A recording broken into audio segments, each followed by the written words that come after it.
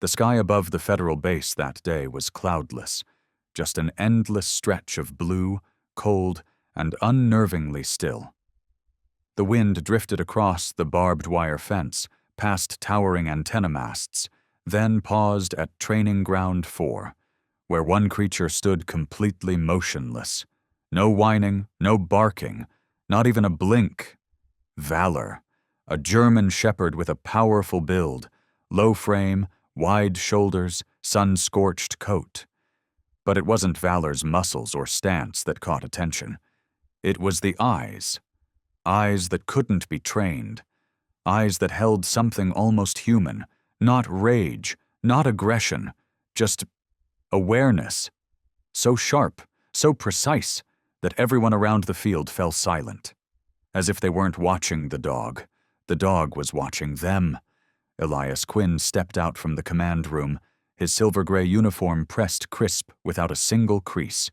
The man wasn't large, didn't speak much, rarely smiled, but the way he pulled on his gloves, tied his boots, then made a simple gesture with one finger to Valor said everything. No whistles, no verbal command. Valor moved like a shadow, a streak of gray cutting through the field.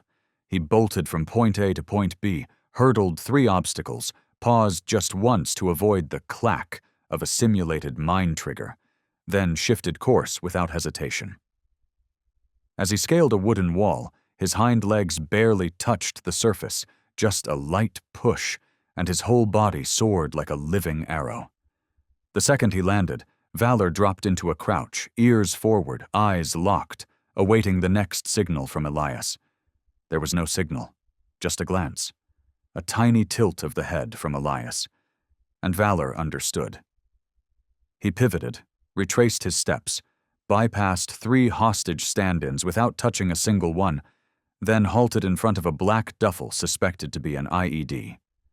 He sniffed twice, then let out a single bark, short, sharp, and surgical, like a blade cracking down on steel. A lieutenant watching from the sideline furrowed his brow, said nothing. But everyone's eyes turned to Elias, then quickly looked away. Like they were used to this, and maybe a little afraid of it. At the Federal K-9 Center, the highest tier of national canine training, no one didn't know Valor and Elias. A silent duo, unbreakable, a man who didn't care for politics, a dog who didn't need adjusting. They weren't in the media, they weren't in the annual commendation reels. But anytime a situation was flagged, urgent K-9 required, their names were the first ones tagged in the internal logs. And there was one more thing, something only Elias and Valor knew. The 12th signal. The center taught 11. Attack, guard, lead, detect, each tied to a hand sign. But the 12th? That was theirs. A soft touch to the collar, followed by a retreat of the hand. Not written in manuals, not taught to anyone else. That signal meant, if I go down, you finish the mission. Alone. And that day, after a routine drill, as Elias turned to walk back inside, he quietly touched the collar of his uniform. Just a fraction of a second. But Valor saw.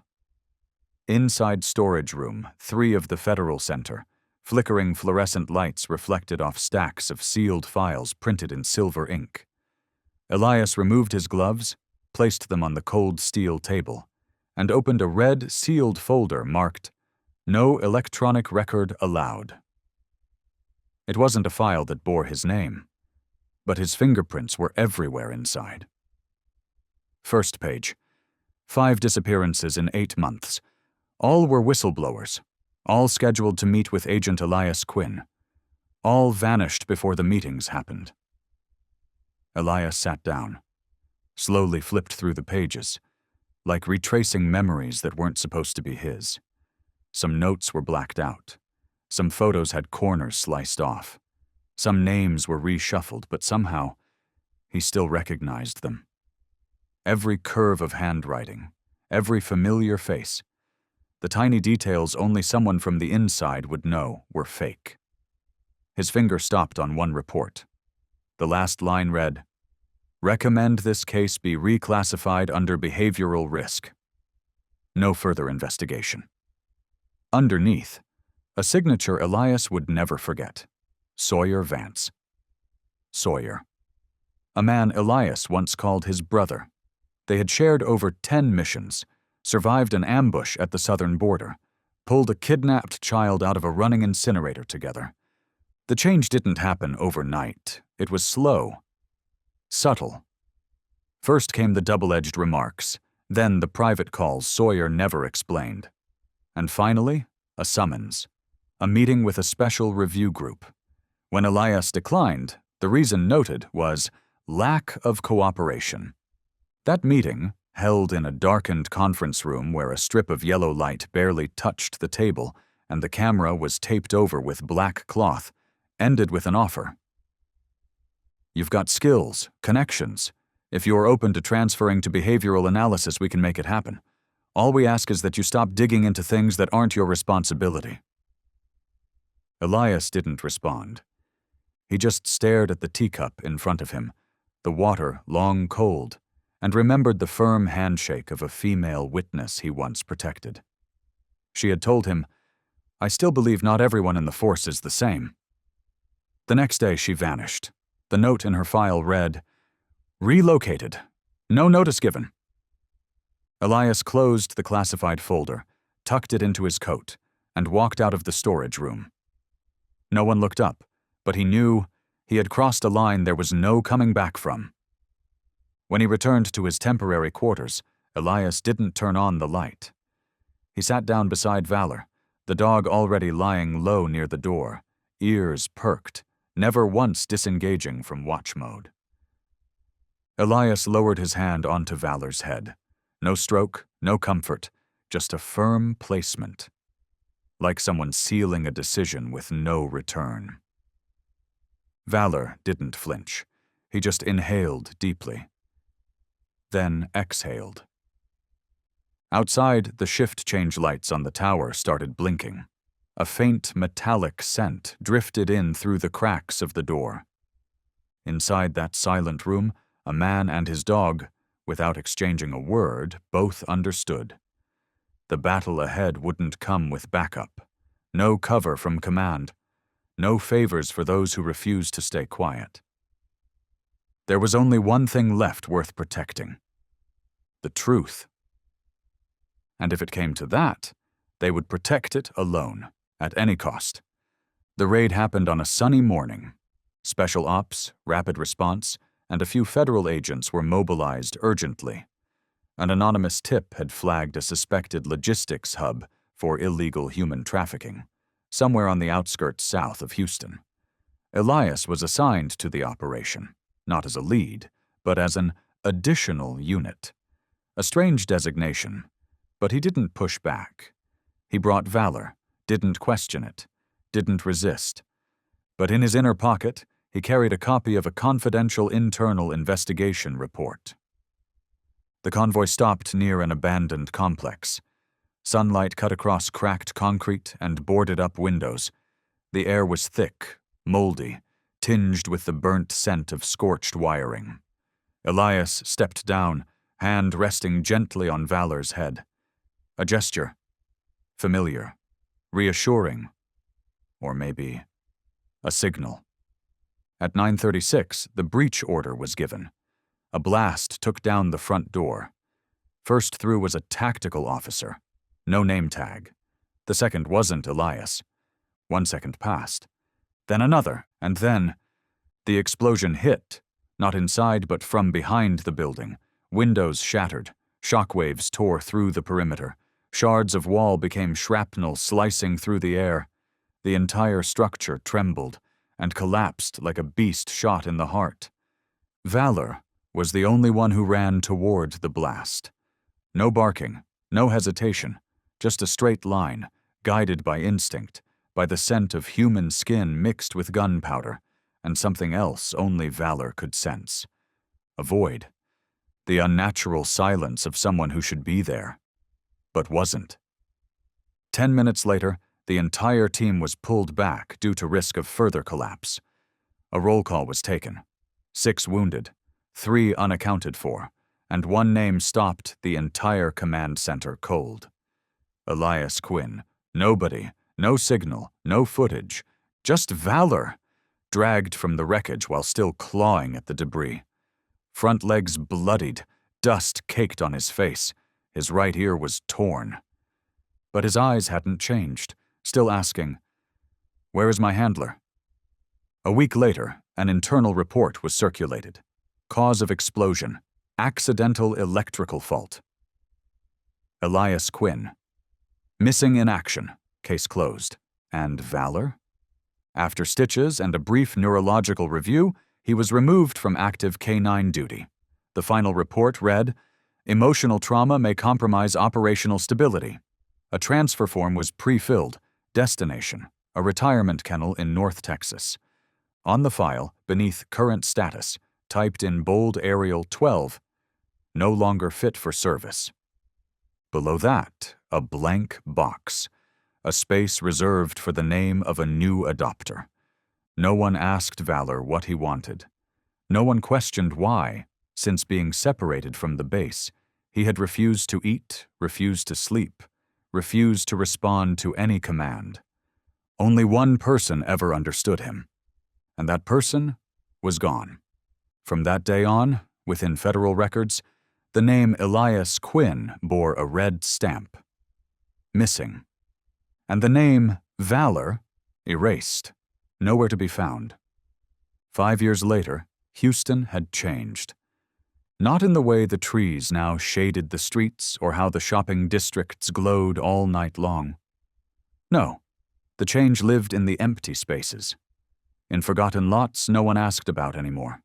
In old buildings sealed off with faded yellow tape, their original warnings long lost to memory. Places that no longer showed up on city maps, but were still known by name among the veterans, the ones who carried memories no one else dared to touch, and quietly called these ruins home. That's where Elias appeared.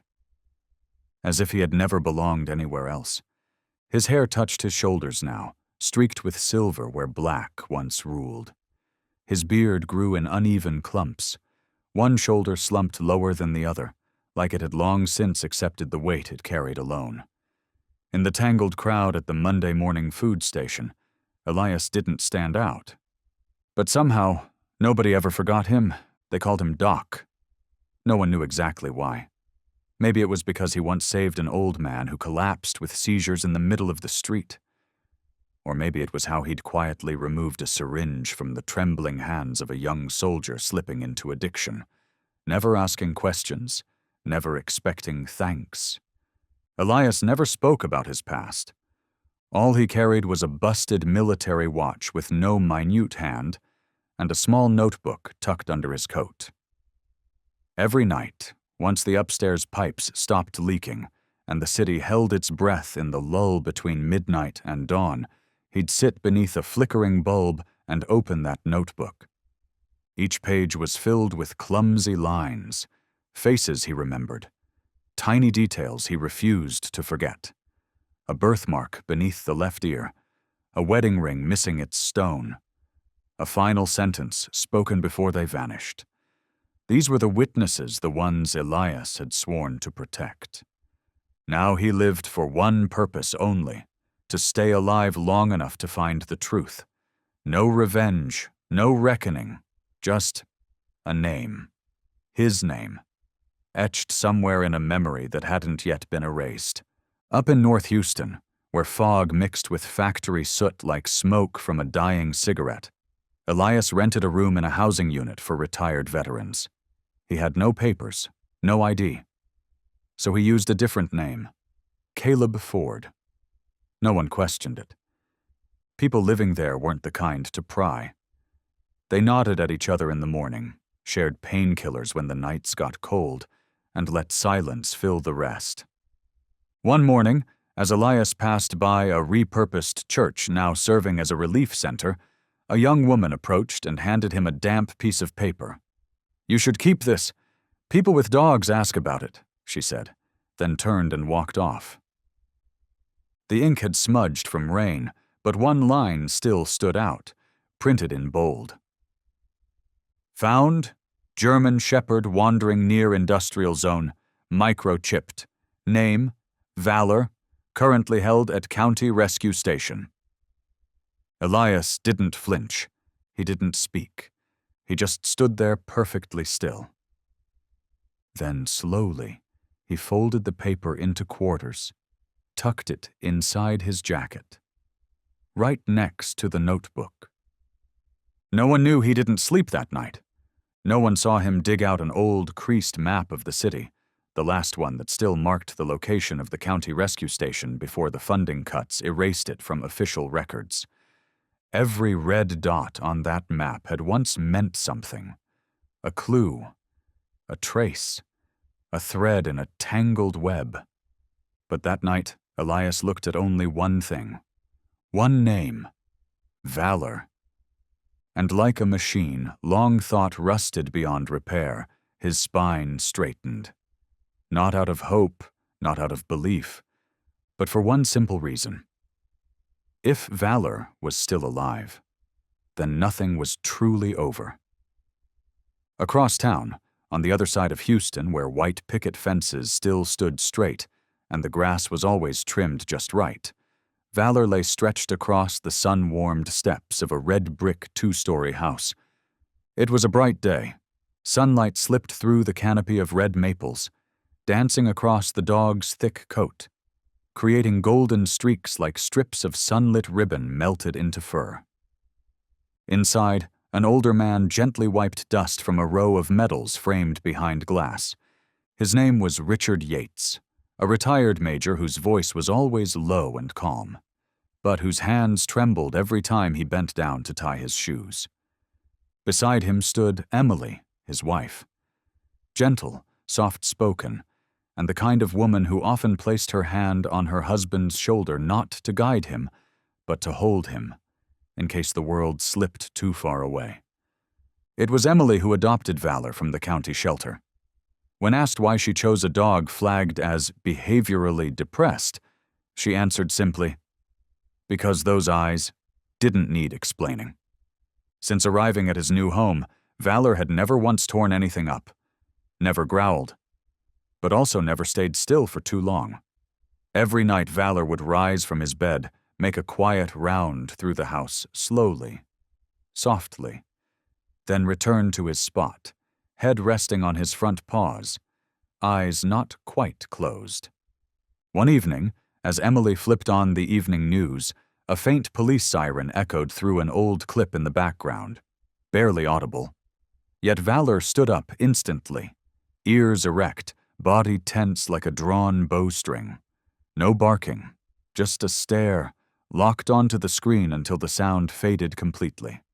Afterward, Valor walked out to the porch and sat under the steps until long after midnight. Richard once chalked it up to leftover instincts, until the day he put on his old uniform to take a photo for his 40-year enlistment anniversary. At that moment, Valor turned away. Not leaving the room, not hiding, just not looking. The way Valor stayed quiet, it wasn't the silence of a dog learning how to trust again. It was the silence of something waiting, for a signal that hadn't come yet. The last time Richard took Valor for a walk through the neighborhood, they passed a parked patrol car near the Veterans Memorial. The siren let out a short burst, just a test tone, and Valor froze mid-step. Back arched, jaw clamped shut, tail low, his eyes sharpened into that of a trained enforcer, exactly the way federal canine reports once described dogs operating in hostile zones. In that instant, Richard understood. Inside Valor was a memory never erased. Not because no one had tried, but because it never got closure. When they returned home, he didn't mention it to Emily. He just quietly opened an old drawer and pulled out a brown leather collar. The stitching was worn thin and faintly. You could still make out the hand-carved initials. V-Q. Valor approached and sat down. Richard held out the collar not to put it on, but just to show him. And in that exact moment, Richard was certain of one thing: the light in Valor's eyes, the one that had been gone since the day they met, flickered back to life. Not bright, but enough. Like a signal light pulsing through a fog no one had thought to look into. It wasn't hope. Not yet. But it was a beginning. That night, in a dream, Valor bolted upright, startled by a sound no one else could hear. No sirens, no voices, only something his mind had stored deep down. A familiar movement, a slight tilt of a head, and a voice one he knew like his own heartbeat. "Hey, buddy." Across the city, in a cramped room on the third floor of a weathered tenement, Elias sat motionless in front of a laptop with half its keys missing. The glow of the screen cast a pale blue light across his face, outlining the fresh creases carved by another sleepless night. On screen, the surveillance footage looped. A hallway, a lobby, a black SUV pulling up to a red line. Inside the vehicle, Sawyer Vance, once the man who'd stood shoulder to shoulder with Elias under enemy fire. The man who once said, "I've got your back." Now? He was a symbol, a sanitized idol of truth and order. Every time Sawyer stepped out of the Homeland Security building, at least 3 reporters waited. Camera flashes followed. Headlines praised him. Federal officer leads fight for truth. Elias didn't look at his face. He focused on one detail: Sawyer's hand holding a small brown leather wallet. He'd seen it before. He'd given it to him. Not for the wallet itself, but for what he'd hidden inside. A micro SD card, tucked beneath the lining during their covert operations in El Paso. That card, if it still existed, held a recording of a phone call between Sawyer and an unnamed official. A conversation outlining the plan to filter internal witness reports. It had been Elias's last ace, but the explosion had stolen his chance to retrieve it. And now, it sat in the hands of the man who could rewrite history. Elias couldn't get close. Every route near Sawyer was under surveillance. Facial recognition systems still had Elias flagged. A single glimpse of his face, even in a side mirror, would trigger a security cascade across federal networks. He'd already tried once. A small cafe near the local news station, where Sawyer always stopped on Thursday mornings. Elias arrived 10 minutes early, took the back corner seat, cap pulled low, fingers wrapped around a cold ceramic cup. Then he saw them. 2 plainclothes agents walking past the glass, earpieces in. Didn't order anything. He left. No hesitation. No trace. He knew. Sawyer knew. They were playing chess, but only one of them owned the board. Back in his apartment, Elias opened the worn notebook. He started a new list: internal data access points. Underneath, he scribbled time slots, supervisor names, behavioral patterns, anything that could crack the system from the outside. This wasn't an investigation anymore. It was survival. And Elias knew one slip, and he'd lose his last advantage. He wouldn't just disappear. He'd be processed, just like the witnesses before him. Every day, he tracked Sawyer from a distance. It felt like watching a reflection of who he used to be, a man carved into perfection. But Elias knew, behind the press conferences, behind the clean suits and polished smiles, there were shadows. Meetings without transcripts, trips with no record, deals sealed in silence. He didn't need to expose it all.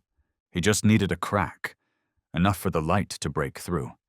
And Elias believed, no, felt, that somewhere across the city, another pair of eyes was waiting too. Eyes that had learned to wait in the dark. A 4-legged heart.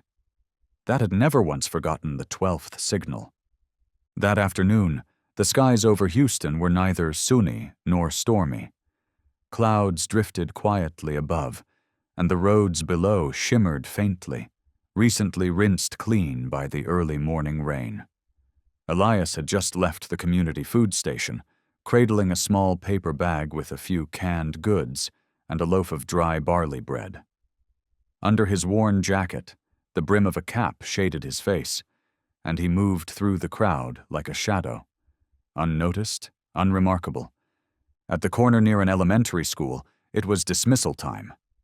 Children's voices filled the air, overlapping with the long screech of a bus brake, then silence, then another screech.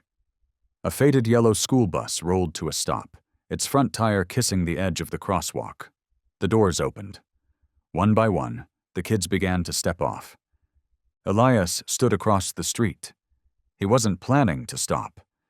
But then, a sharp scream.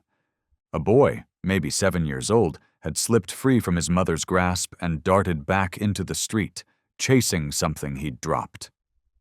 At that exact moment, a smaller bus approached from the opposite side, its driver blind to the child's path. The bigger bus had blocked the view. Elias didn't think. His body moved before his mind could speak. The paper bag hit the concrete. He shot across the street, foot sliding over wet paint, shoulder brushing the side mirror of the parked bus, and then dropped low, arms scooping the boy in a swift, tight hold. The other bus passed just inches behind them. Tires screeched, people yelled, the mother sobbed, screaming her child's name. Elias didn't hear it all. He only felt the boy clutching his chest, trembling. He gently patted the child's back. 2 light taps, then a pause, a rhythm, a code. Then he knelt, set the boy down safely on the curb, and instinctively tilted his head to the left, a gesture so subtle it might have gone unnoticed, and spoke in a low, steady voice, meant not for strangers but for someone who'd once known. "Hey, buddy." A bystander caught the whole thing on a phone. The 14-second video hit social media within 30 minutes. The title was simple: "Homeless Man Saves Child from Oncoming Bus." But it was the 9th second, the frame where Elias turned his head and spoke, that stopped people mid-scroll. Because that wasn't how strangers spoke to children. That was how someone once gave orders, in absolute trust, to a warrior trained for the unimaginable. That evening, across town in a quiet neighborhood in the north, Richard was watching the local news replay the clip. Emily was in the kitchen washing dishes, not paying much attention. But beneath the coffee table, sprawled out, half asleep, lay Valor. The moment the video reached the frame with the words, "Hey, buddy," Valor shot upright. No growl, no bark, just stillness. Ears are stiff, eyes locked on the screen, as if the whole world had narrowed into one pixel of memory. Richard saw it, set his glass down, said nothing. Valor stepped closer to the TV, his body tense, his gaze focused, not on the screen but into it, as though he were confirming something that couldn't be smelled or heard, only remembered. Emotion, a tone, a single buried signal. The clip played again. Then a third time. Valor didn't blink. Emily walked in, about to say something, then stopped. Because the look in Valor's eyes wasn't fear, wasn't alertness. It was recognition. In that quiet living room, sunlight spilling over an old sofa, the TV looping the same 14 seconds. Something ancient and buried stirred back to life. Valor moved. Not toward Richard, not toward Emily, just away, down the hallway. He passed the small bedroom where a brown-haired girl sat sketching with a crayon. She looked up as Valor's claws clicked across the floorboards. She opened her mouth to call him, but the door had already tapped lightly against the wall as it swung open. A low, strained rumble came from Valor's chest. Not violent, not angry. It was the sound of something held in for 5 long years, now spilling out in one single breath. A sound not made for ears, but for the air itself, a signal, sent out like an SOS no one had asked for, but someone might still hear. Emily called out. Richard stood. The girl rushed to the doorway, crayon still smudged in her hand. But by then, Valor was already gone. Down the porch, over the fence like a ghost in motion. No pause, no hesitation. Just a single direction. The one from the video. The path wasn't short. Valor had no handler, no GPS, no address. But canines like Valor. They didn't follow maps. They followed the memory. Breath. And the one thing that couldn't be taught, couldn't be stolen. Loyalty. Valor tracked the faint traces left behind by the footage. The dust on the pavement, the tang of steel from the wheels, the scent of Elias soft in the wind, scattered but real. As Valor sprinted past the edge of the park, a man out walking his dog reached out to grab the brown leather collar, but missed. Moments later, an animal control officer was dispatched to the scene. By the time she arrived, there was nothing left but a trail of claw marks etched deep into the dirt. Richard jumped into his car. Emily was already dialing every rescue center in the county. The little girl cried, her unfinished drawing clenched tightly in both hands. "Valor never stays away from me this long," she whispered. But what none of them knew was that Valor hadn't left them. Valor was returning to the only soul he had ever been taught he must never, ever lose. The shadows in Houston grew longer. Street lamps flickered one by one. And beneath that pale golden glow, a gray figure moved along the painted lines of the road. No barking, no hesitation, no glances to the side. That four-legged heart was chasing a signal no one else could hear. No one but him. Valor's gait wasn't smooth. His stride uneven, a limp in his back left leg still lingered from that explosion years ago. But not once did he slow. He tore through cracked sidewalks, crossed unmarked intersections, cut through streets so long forgotten they no longer appeared on the city's digital maps. But Valor was not lost. Every turn, every alley, a memory stirred awake. An abandoned lot where Elias used to train him in hand signals, crouched behind rusted metal drums. A sandwich stand they once took shelter under during a sudden downpour. A three-way junction beneath a highway overpass. The last place Elias had tightened Valor's collar with bloodied hands, whispering something through sirens and the stench of burning nitrate. Valor passed all of it. No pause, no second glance. He wasn't chasing the past. He was reclaiming the present. An hour in, the wind sharpened. Cold crept in from the north. With every breath, white fog puffed from Valor's mouth like steam from a machine long thought broken, but now roaring back to life. A group of teens on bicycles caught sight of him. One started to speak, but none dared get close. There was something in the way Valor moved, a silent authority that made them instinctively step back. That gaze was back, not the gaze of a dog once labeled unfit for duty, but the gaze of a warrior. The same eyes that once scanned smoke and flame, read the flicker of enemy movements, and waited for wordless commands from the only human he had ever answered to. On the wall of an old storage depot, faded red paint still spelled out, "A place untouched." That's where Valor stopped. Not because he was tired, but because of the smell. Blood. Old, but real.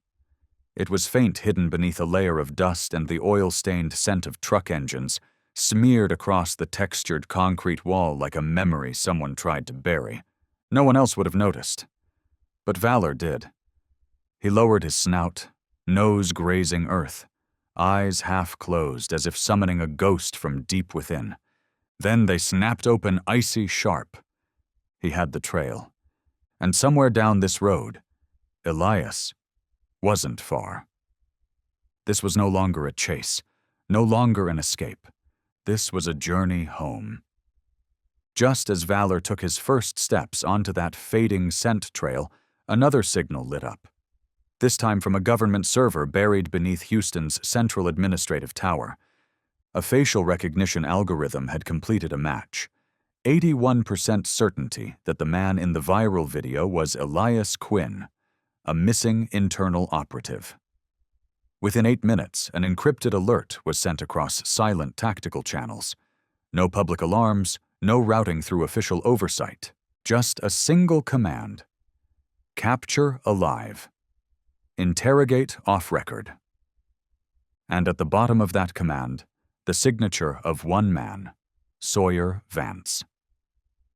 At that moment, in a sterile meeting room on the 16th floor of the Department of Homeland Security, Sawyer stood at the window with both hands clasped behind his back, eyes cast down toward the city like it was a chessboard. And every piece had been moved exactly where he needed it. No one in the room questioned the order. The name Elias Quinn had long been purged from public systems. No one knew he'd once been honored as Community Liaison Agent of the Year. No one knew his disappearance coincided with the vanishing of 3 key whistleblowers from an internal counterintelligence unit. Only Sawyer knew, and Sawyer never forgot. He turned from the glass, lifted a still warm cup of coffee, and spoke with all the gravity of a man reading weather stats.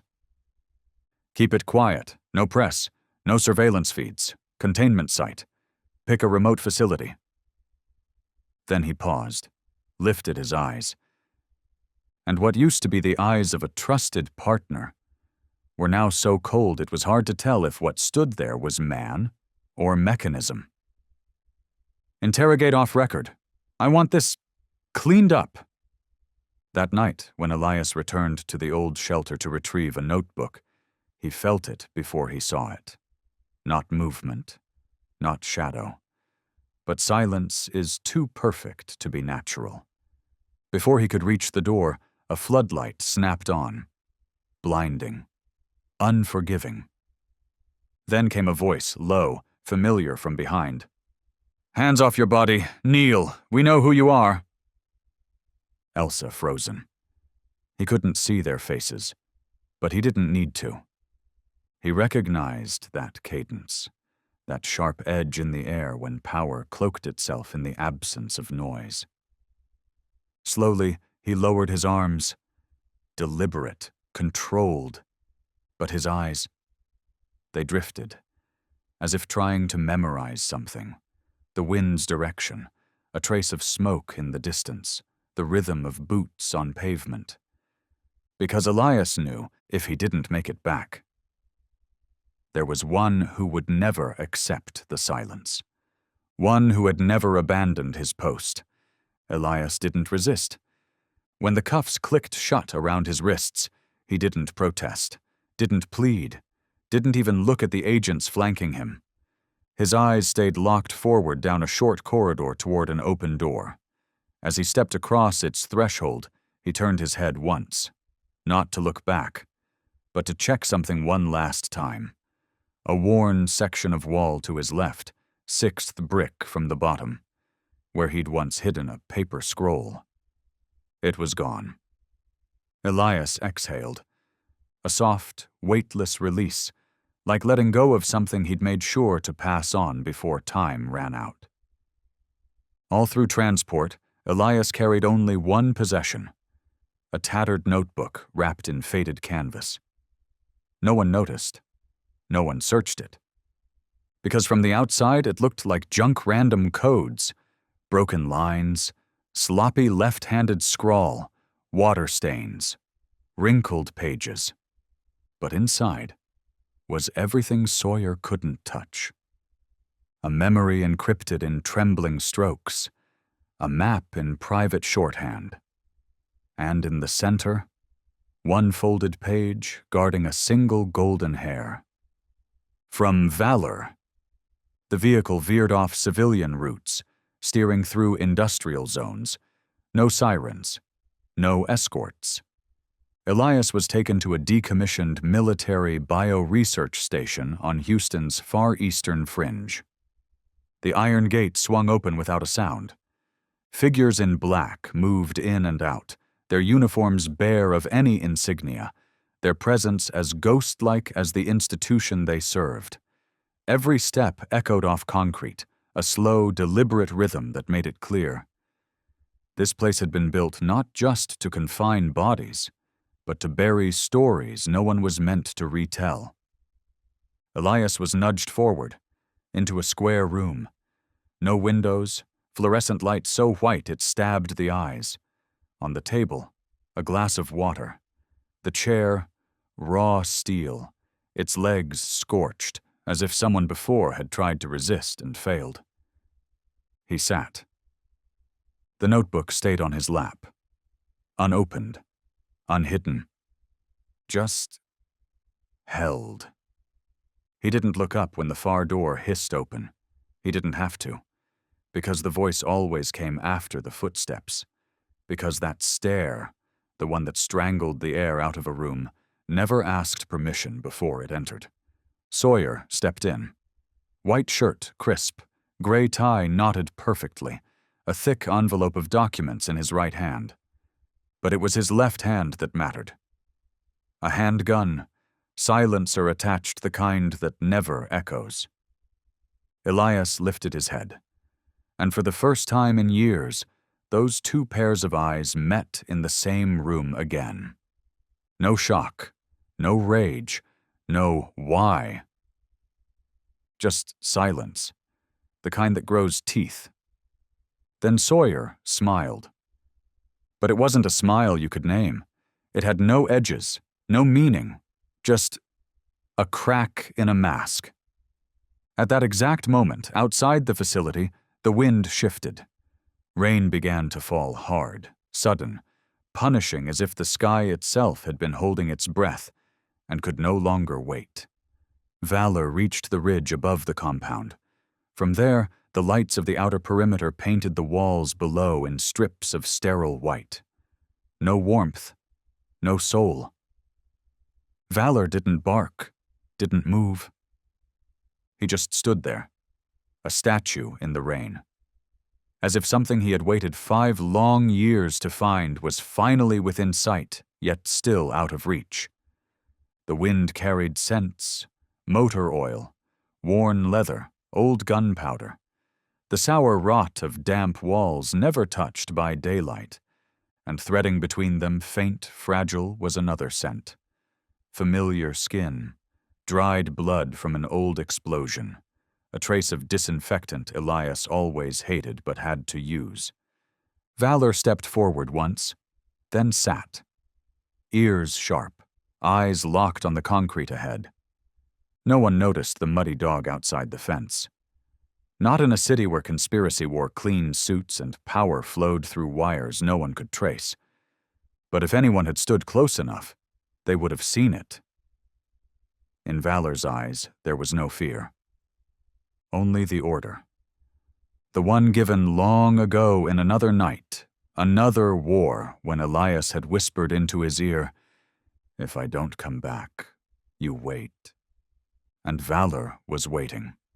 Not like a dog left behind, but like a soldier, assigned his final mission. No breach, no attack, no chaos. Just wait, because of some wars. Aren't won with teeth. They're won with trust. Inside the room, the door shut behind Sawyer with a low, solid sound, the kind of sound metal makes when it strikes the scar tissue of memory. There was no bright light. Just a faint strip spilling down from a vent in the ceiling, cutting across Elias's face like a dull knife that still managed to sting. No recorders, no observers, just the two of them, once brothers in arms, once comrades through fog-drenched winter drills, once the kind of men who pulled each other out of hell without needing to speak. But now one is standing, one sitting, and no longer on the same side. Sawyer stepped forward. His footsteps echoed off the cement like a slow metronome, ticking through the decay of decency. Elias didn't look up. His hand rested on the weathered notebook in his lap, thumb brushing the frayed edge like it was a switch he needed to touch, not to prepare, not to panic, but simply to remember that something still belonged to him. Sawyer stopped, leaned forward, one hand on the table, and spoke. "You know why I'm here?" His voice was gentle, almost soft, like a doctor asking permission before delivering the final injection. Elias looked up. That gaze, the one that once trusted Sawyer, once shared stale cookies on overnight stakeouts, now held only one thing: acceptance, not of death, but of what Sawyer had become. "I know," Elias answered quietly. "You can't stand the idea that someone is still alive." Sawyer chuckled, a smile without shape, without pull at the corners, but his eyes, those changed. They shifted like metal catching the light, eyes of someone who had torn down the wall between idealism and power, between protection and control. "You don't get it, Elias," Sawyer said, taking the seat across from him. "I don't hate you for surviving. I hate you for remembering." Outside, wind slipped through the cracks in the wall, dragging thunder and the tapping of rain across the roof. But inside, the silence was sealed like a heart waiting for its final beat.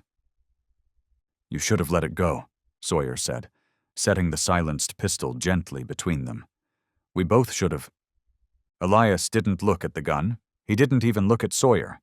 He asked just one thing soft, almost delicate, but it shattered the quiet like glass under a boot. "Did you ever forget valor?" The room folded in on itself.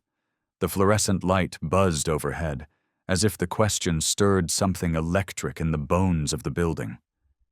The gun sat still. Its shadow stretched across the edge of Elias's cloth-bound notebook like a dividing line between two memories. One still bleeding, one long rusted shut. Sawyer smirked again, but this time something flickered. A tremor behind the eyes. "Valor," he repeated, swallowing it like gravel. He was just a dog, a piece of equipment. Elias nodded slowly. "Like me?" The wind slammed against the barred window. The steel rattled faintly. Sawyer looked up, then back, and now his gaze didn't drift.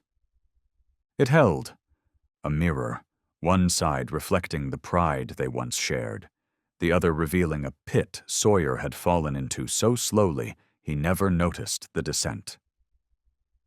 "You're siding with something that can't protect you," Sawyer muttered, his fingers drifting closer to the grip of the gun. "I sided with survival."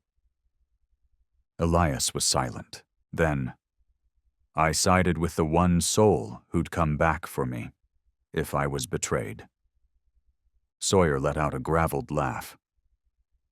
"And what's the price for that?" Elias didn't answer, because at that moment the rain said everything. The storm outside had thickened. It beat against the building like it was trying to scrub the truth off its walls. Sawyer picked up the gun. Not in haste. Slowly.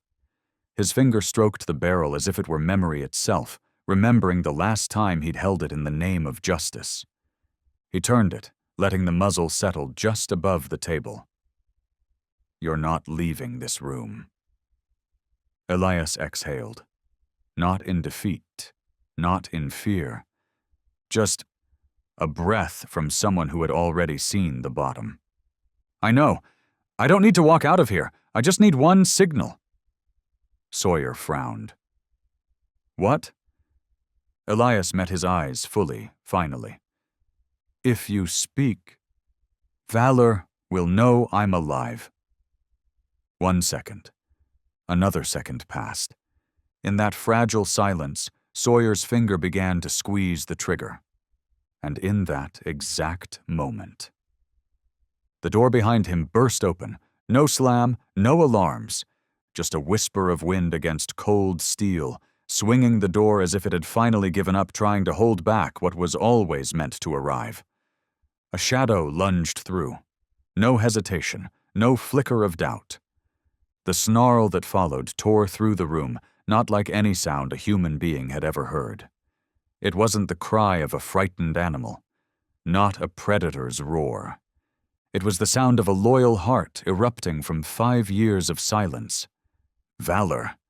Soaked in rain and mud, fur tangled and dripping, eyes burning hot like forged iron. The coat that had once been brushed smooth was now matted with street dust and storm water. But none of that mattered. Only the eyes mattered locked on Sawyer's hand. The hand holding the gun pointed at the only person Valor had ever accepted as his. It all happened in the space of a heartbeat, but every witness who later retold the moment remembered it the same way. The first growl came like the sound of steel cracking behind a wall. Valor launched across the room. No arc, no slowdown, a direct line through the years of waiting. And he didn't aim for the weapon. He aimed for the wrist gripping it. Sawyer turned too late. The second sound when teeth sank deep, straight into the tendon. The gun hit the floor. Blood splashed across Elias's notebook, soaking into the fabric cover like ink on memory. Sawyer screamed, not in pain, but terror. The kind of scream a man makes when something pierces his belief that he was untouchable. Valor slammed him to the ground, front paws on his chest, eyes never blinking. He didn't bite again.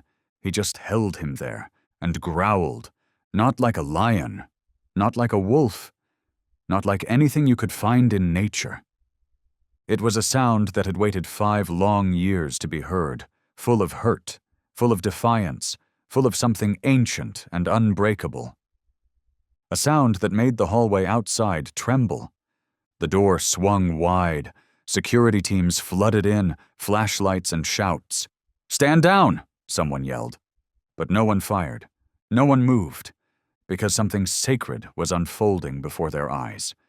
A man in cuffs, motionless, lips trembling, a dog torn and trembling from the road standing between him and every threat in the room.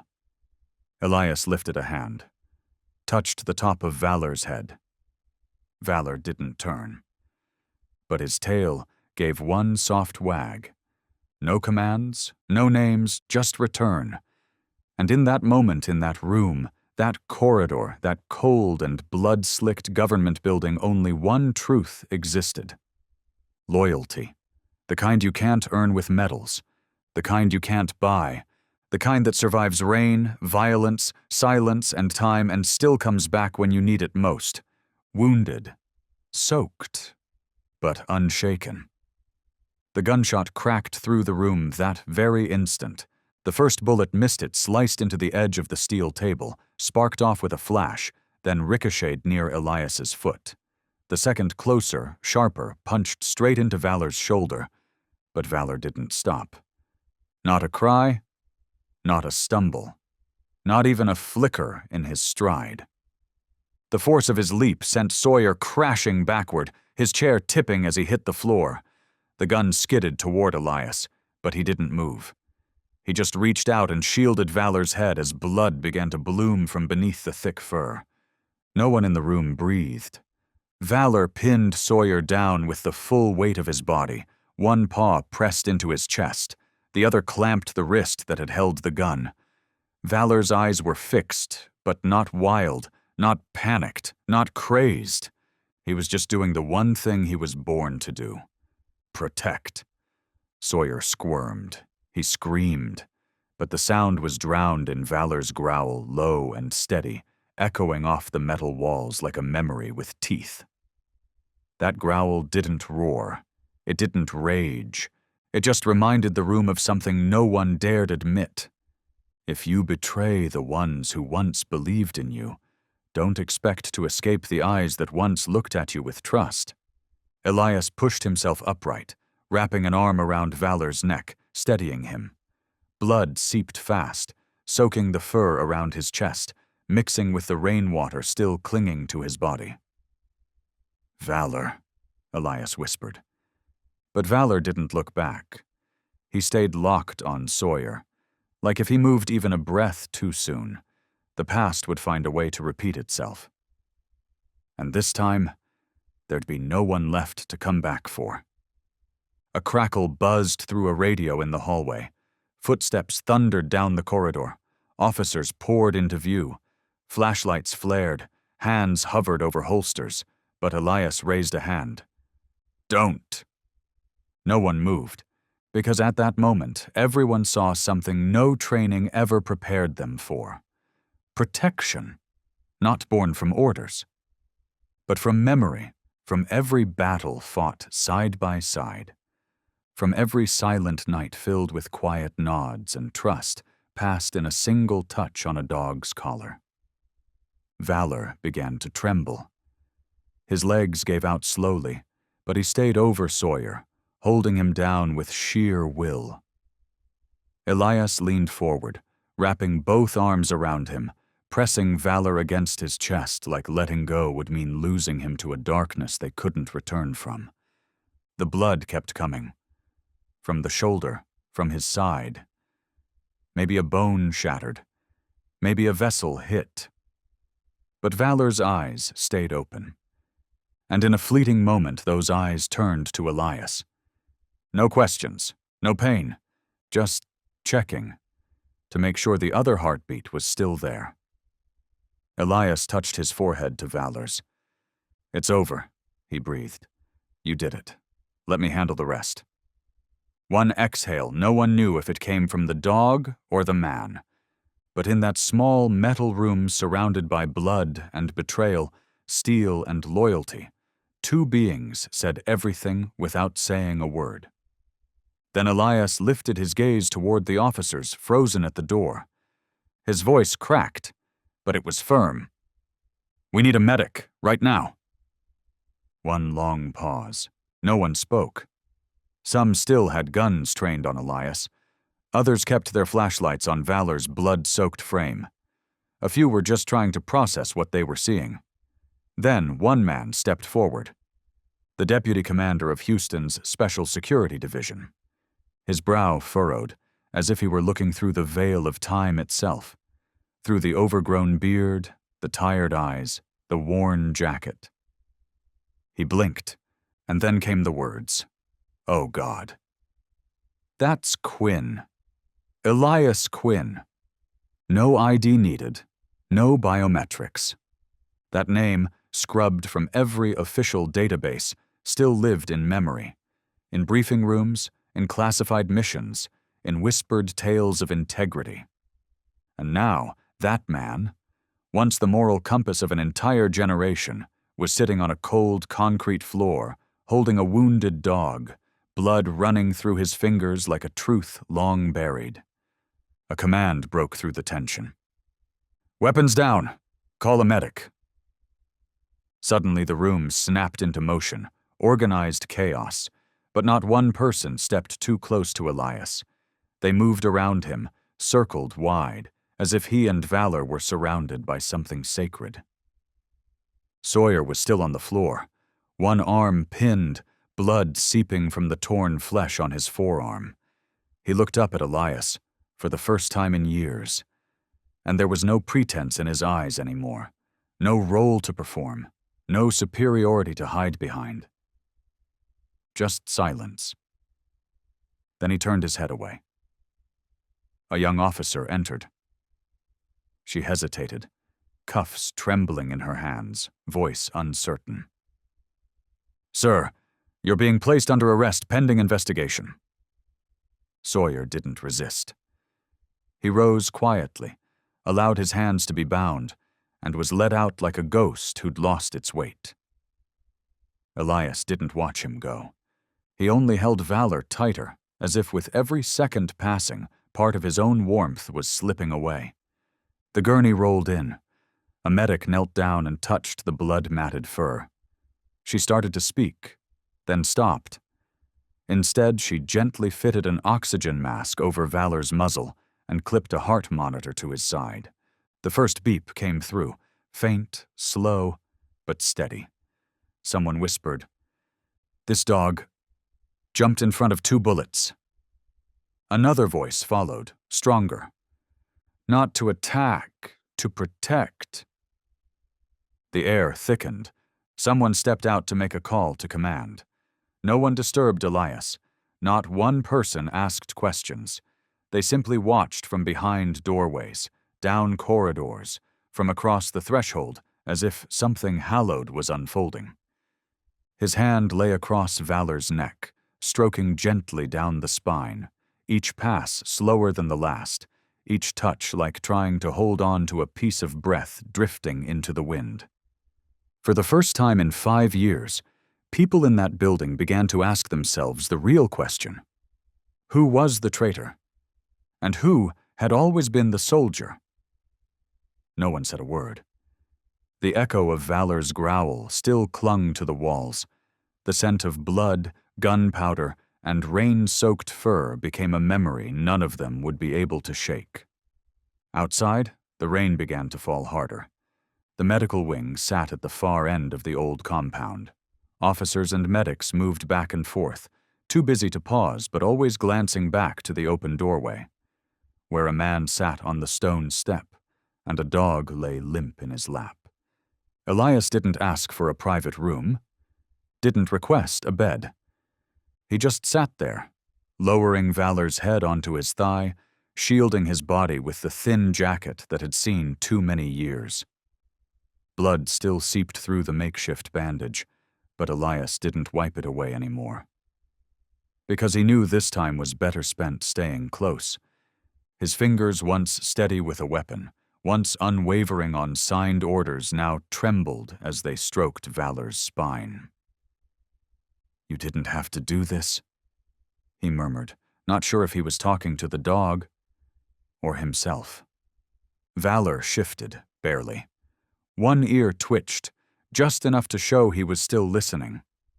Elias looked into those eyes clouded with rain, edged in dried blood and fading light. Then, with a voice almost gone and a breath tangled in the wind, he said, "Good boy." His hand tightened, softly, so softly not to hurt. "You found me." A gray beam of light slipped through the overhang. The rain still fell, but it had gentled now like the sky itself was grieving too. And in that wet haze, Valor, too weak to open his eyes, wagged his tail. Once. Not hard. But enough.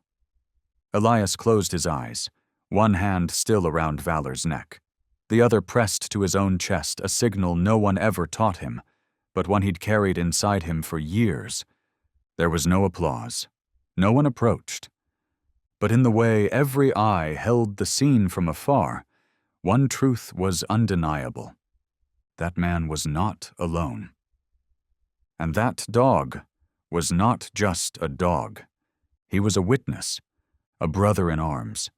The last symbol of loyalty the world had forgotten is loyalty that doesn't live in files or medals, but in every scar, every step, every look, and sometimes in the final breath, whispered in the middle of a rainy afternoon that no one needs to hear to feel like the earth itself has been shaken. The next morning, the rain had stopped. But the grounds of the Rehabilitation Center for Former Intelligence Officers still shimmered with dampness, as if the night's silence had soaked into the soil and hadn't quite let go. Elias sat by the window. A white hospital blanket hung loosely around his shoulders. Beside him, a small table with nothing on it but a glass of cold water and a single notebook. Covered in faded khaki fabric, its edges frayed and corners worn from years of holding on. It was the only thing Elias had asked to bring when he left the detention facility released, under conditional supervision, with mandatory psychological monitoring. Not because his body was wounded, but because someone had decided that a man who had survived 5 years underground, after an explosion allegedly erased his memory and sanity, should be watched more than listened to. Elias didn't argue. He simply sat there, fingertips tracing the stitched edge of the notebook's cover, the same way he used to run his hand along Valor's spine every night, slow, steady, never rushed. The curtain fluttered softly. Sunlight spilled across his hand as Elias opened the first page. No title, no preface, just a list. Written by hand, names, dates, and 2 small marks beside each entry. A circle meant someone had gone missing. A slash meant confirmed dead. Elias turned page after page. And every time he paused, he read the name softly, like summoning an old friend. Someone who used to laugh in the hallway, walk past biometric scanners, sit across the table during morning briefings, or once held a leash attached to a dog like Valor, before disappearing without a trace. There were no graves for them, no funerals, only whispers buried inside the system. Reassigned, early retirement, went AWOL. But Elias knew. No one left willingly. They had been erased.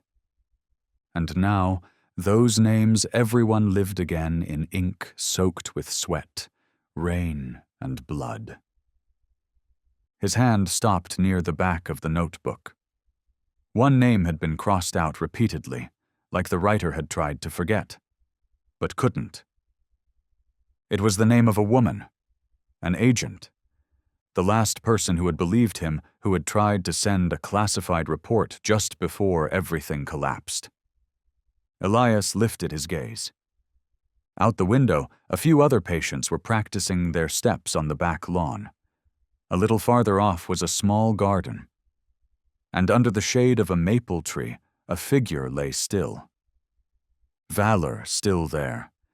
He couldn't stand yet, but his eyes were open. Not alert, not in pain, just calm, as if to say, "Go on." Elias looked back down at the page, a blank one. He pulled a pen from the pocket of his patient robe. The ink still flowed. His hand still trembled slightly, but the script somehow held its shape. The first line he wrote, "Those who haven't been named." And then he began to write. Not like a report, not like a condemnation, but like a vow witnessed by the steady eyes of a German shepherd lying in the sunlight, one ear twitching and a heart still beating. Valor was moved to a specialized recovery wing, a small room beside a garden, tiled in soft ivory, with a window that opened eastward where morning light spilled in like an unspoken greeting. He couldn't stand yet. The wound across his chest was still wrapped. One of his front legs was stabilized in a soft brace. But his eyes were still the same. Not shattered. Just the gaze of a being that had learned how to face pain without barking, without panic, without running. Every morning, Elias came and sat by the window, reading aloud from his notes. He didn't need anyone to hear, didn't expect anyone to respond. But once, when he spoke the name of someone they'd served with during the Iron Bridge operation in 2021, Valor stirred. His ears twitched. And Elias knew Valor still remembered. That whole morning, Elias didn't write anything new. He just sat there, his hand resting gently on Valor's head, thumb stroking the bridge of his nose. With every touch, memories flickered to life, not in order, not with logic, but vividly. A red clay training field, the whistle of command drills, boots striking dirt in sync. Elias Younger, buzz cut, uniform still crisp, stood tall, signing with his hands, a specific gesture used only when voice contact was compromised. The only one who understood that signal was Valor. There was a moment during a simulated mission when Elias slipped from a metal rooftop. No one reacted fast enough.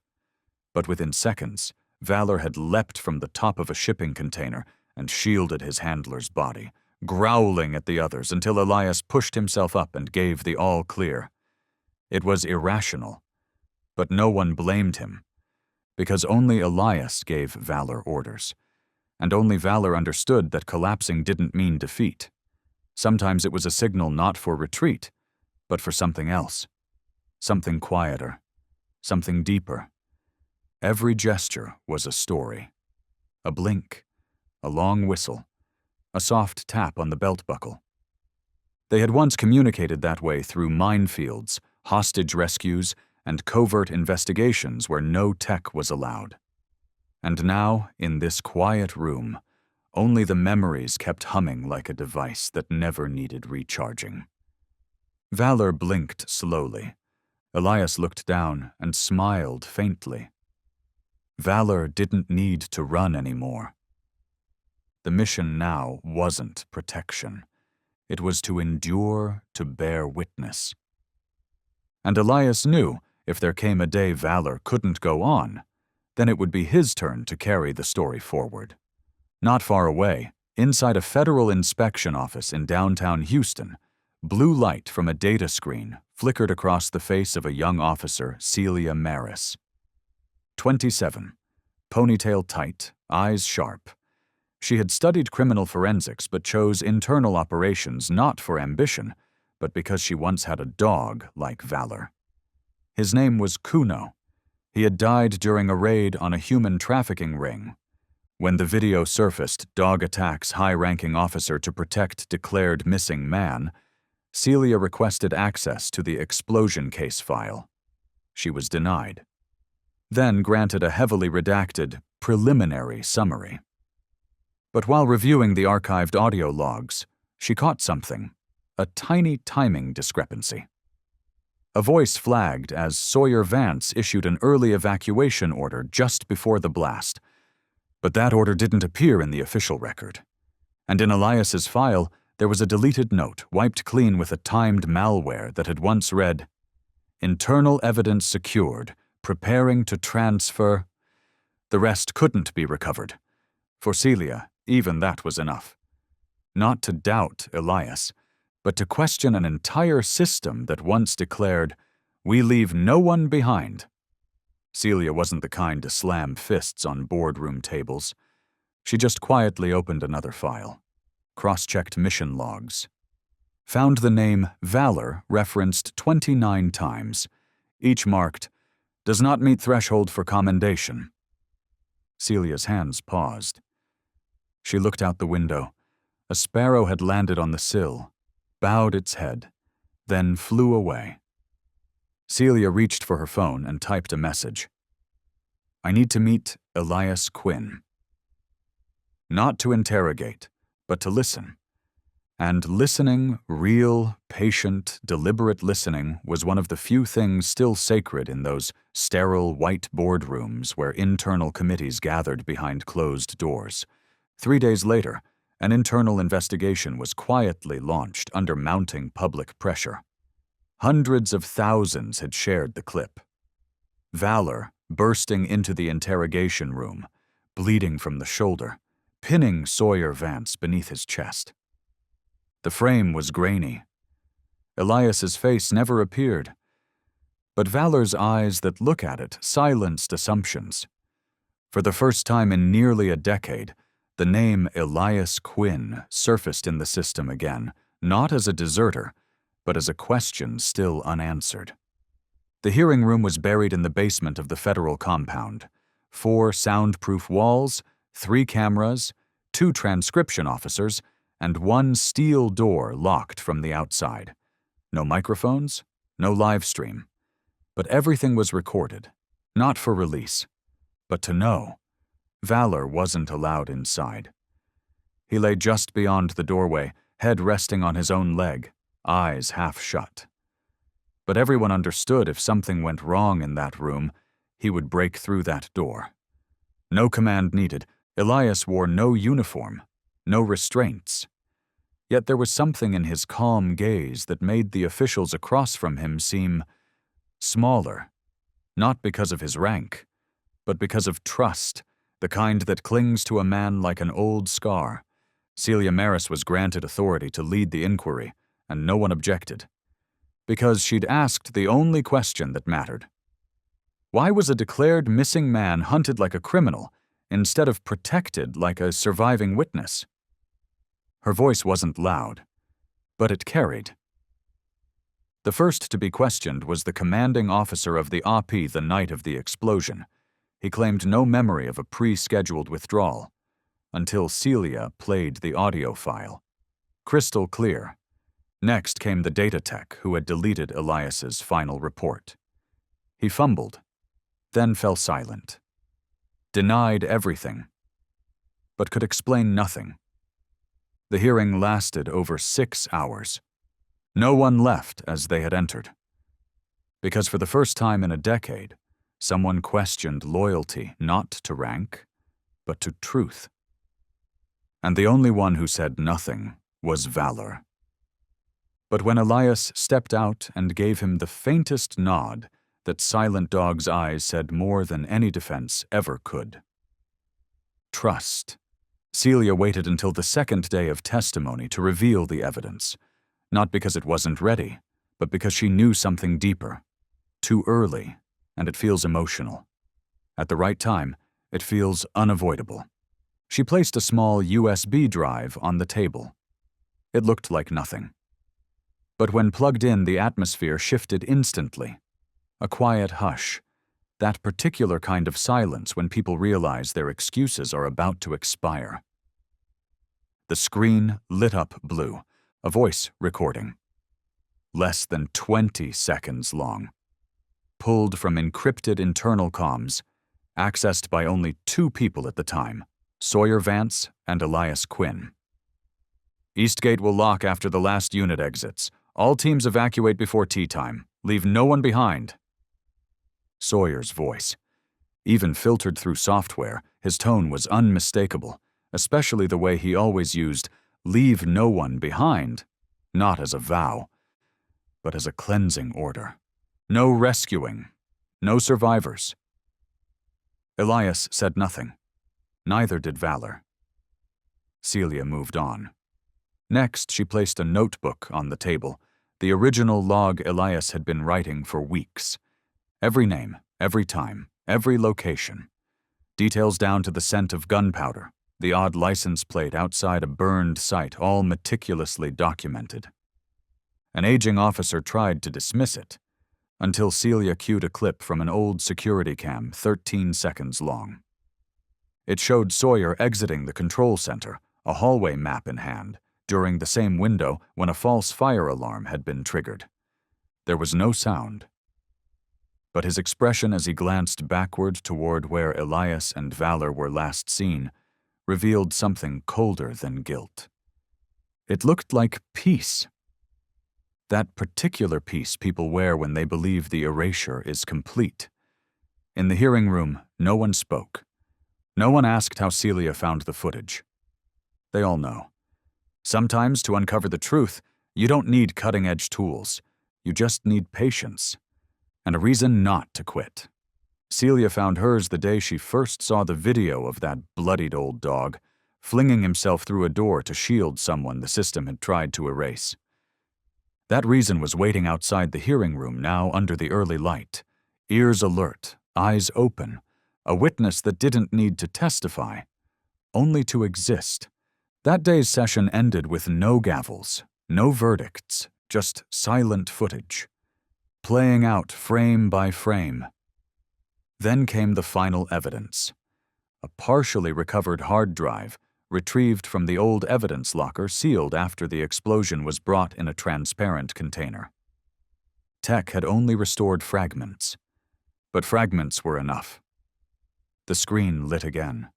An empty hallway, fluorescent lights flickering. No voices, no footsteps, just a skewed security cam capturing dust in the air. Then Sawyer, all black uniform, calm stride, scanning corners like a man inspecting security. But he wasn't holding a passkey panel. He held a physical key, one of only 3 in existence. He paused before a steel door. The sign above it read, Data Vault Restoration Wing. This was the room Elias and Valor had been dispatched to on orders to extract the broken chain of command logs. Sawyer didn't look up, didn't hesitate. He inserted the key, turned, and walked away. The door closed softly. No mechanical click, no metal hiss, just the hush of a final seal. Above the frame, the indicator light shifted from green to red. the system had entered lockdown mode. That meant anyone inside wasn't getting out, no communication, no retreat.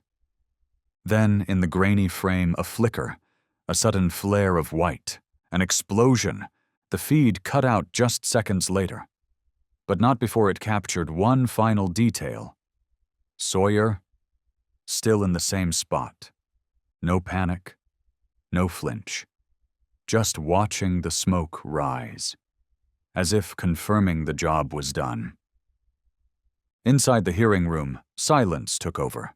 One man lowered his head. A woman clenched her fists not out of anger, but because she suddenly felt the weight of years spent in silence.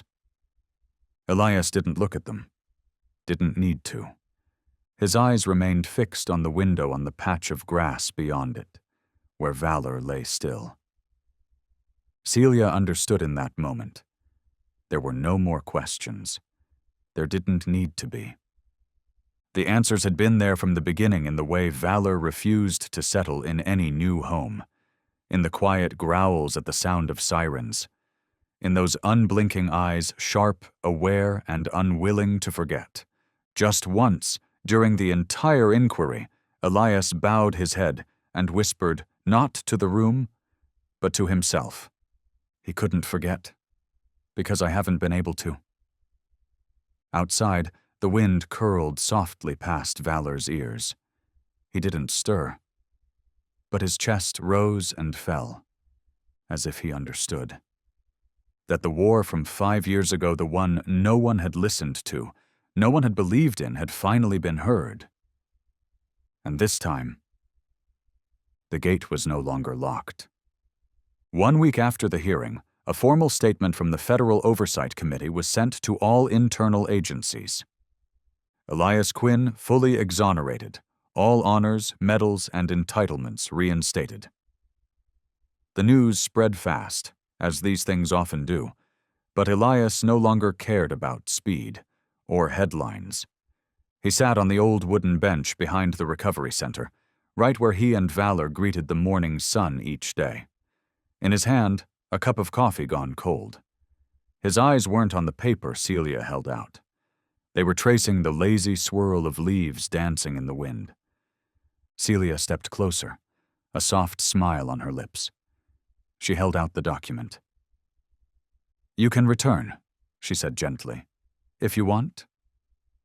Elias took it, read the first few lines, then folded it closed and set it down beside the bench. "I know," he replied softly. "But you won't?" she asked.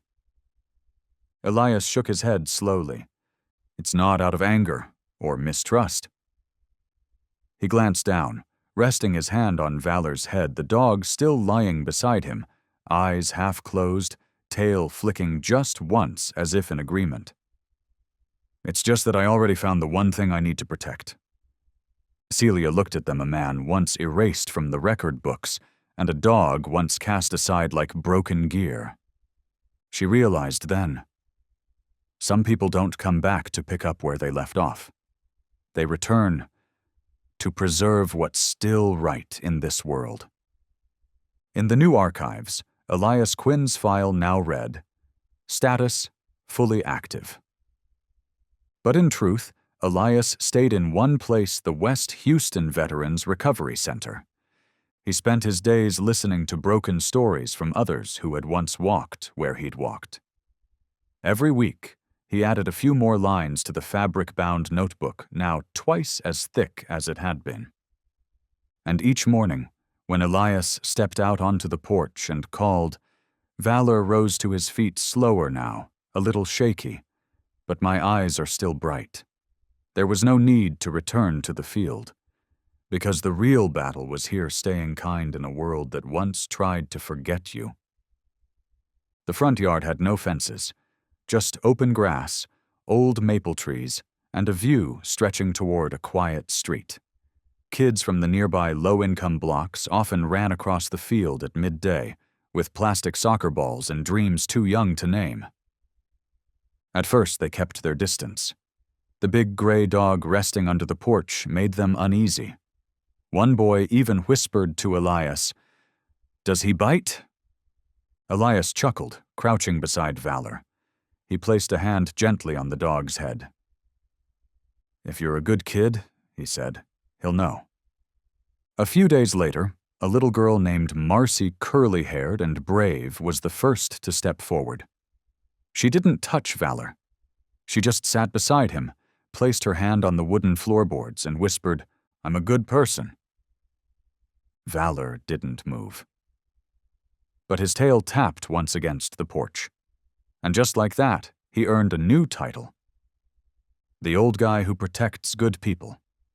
No one voted for it. It just stuck. Each afternoon, while the kids played and laughed in the grass, a gray shadow sat still at the edge of the porch, ears alert, eyes following every movement, never barking, never interfering. But the moment someone cried, or a hand pushed another too hard, Valor stepped forward. No growl, no snap. Just the presence of a warrior who had once walked through war. And that alone was enough to make the kids fix themselves. Some parents began to stop by. They asked about the dog. Some were surprised to hear Valor was once a high-level canine. Others teared up when they watched the old viral clip again. So, he's the one who saved that man? Elias didn't answer. He just looked out at the yard. He didn't save anyone, Elias finally said, his voice barely above a whisper. He just didn't let something awful happen, not if he could stop it. And from that moment on, Valor became something more than a dog. He became a quiet emblem of loyalty that needed no words, of goodness that didn't need to be taught, and of the quiet strength it takes, simply to stay. One afternoon, little Marcy gave Elias a drawing she made with her colored pencils. It was rough and innocent, the kind only a child could create. In the picture, an old man with silver hair sat reading a book. Next to him, a large dog rested its head on the man's leg. Elias didn't say anything. He just smiled, ruffled her curls, and taped the drawing to the wooden door of his room. In the corner of the page, written in bubble letters, Marcy had scribbled, "I believe in that old man." The next morning, Elias put on an old gray shirt, carefully buttoning it up. In his hand, a small ribbon, dark blue, its edges slightly frayed. There were no medals, no dress uniform, because the only thing worth bringing that day was already waiting on the porch, basking in the morning sun. Valor had been up before anyone called.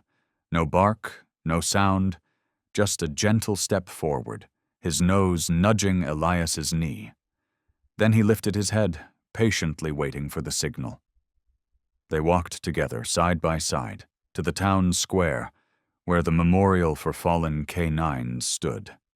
No velvet rope, no fancy carpet, just a black stone slab carved with names, and beneath it, the inscription, "For those who never needed words to understand the human heart."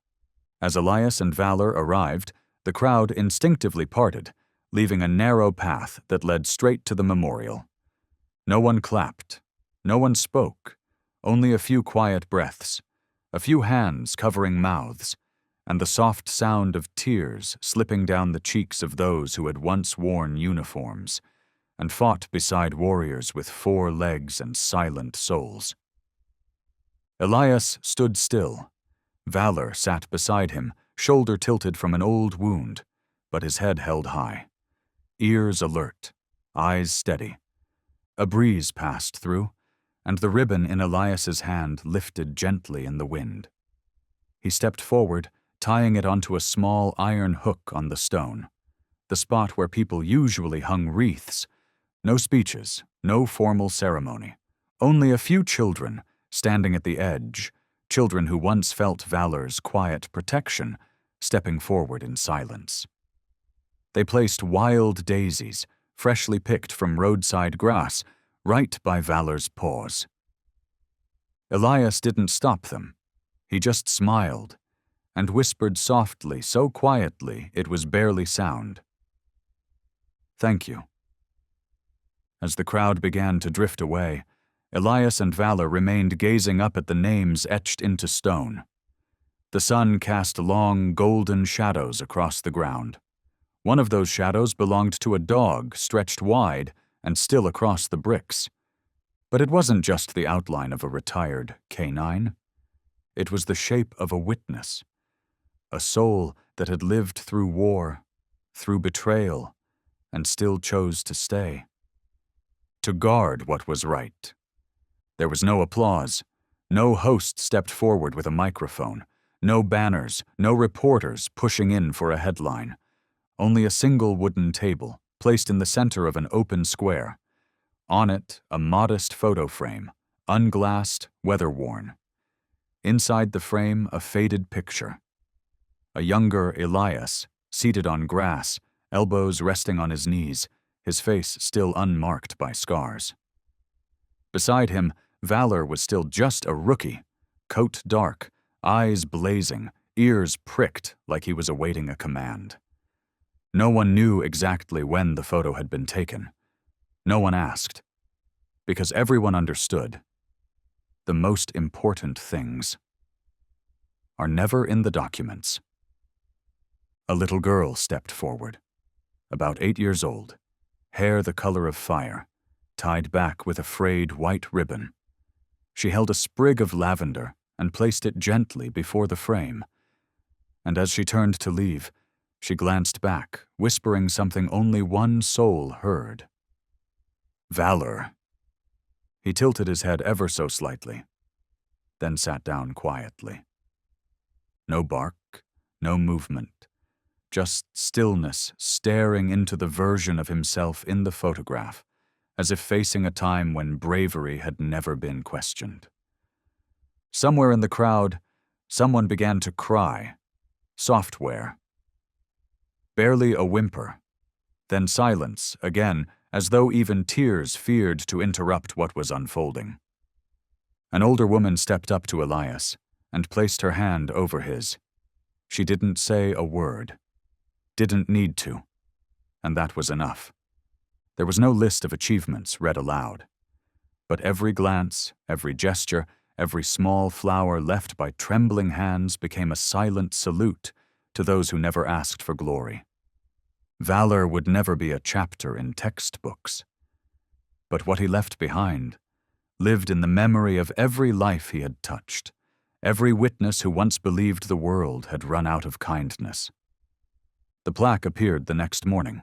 No ceremony, no camera crews, just a few volunteers arriving earlier than usual, carrying an old brass plate, polished by hand, the etching done with care.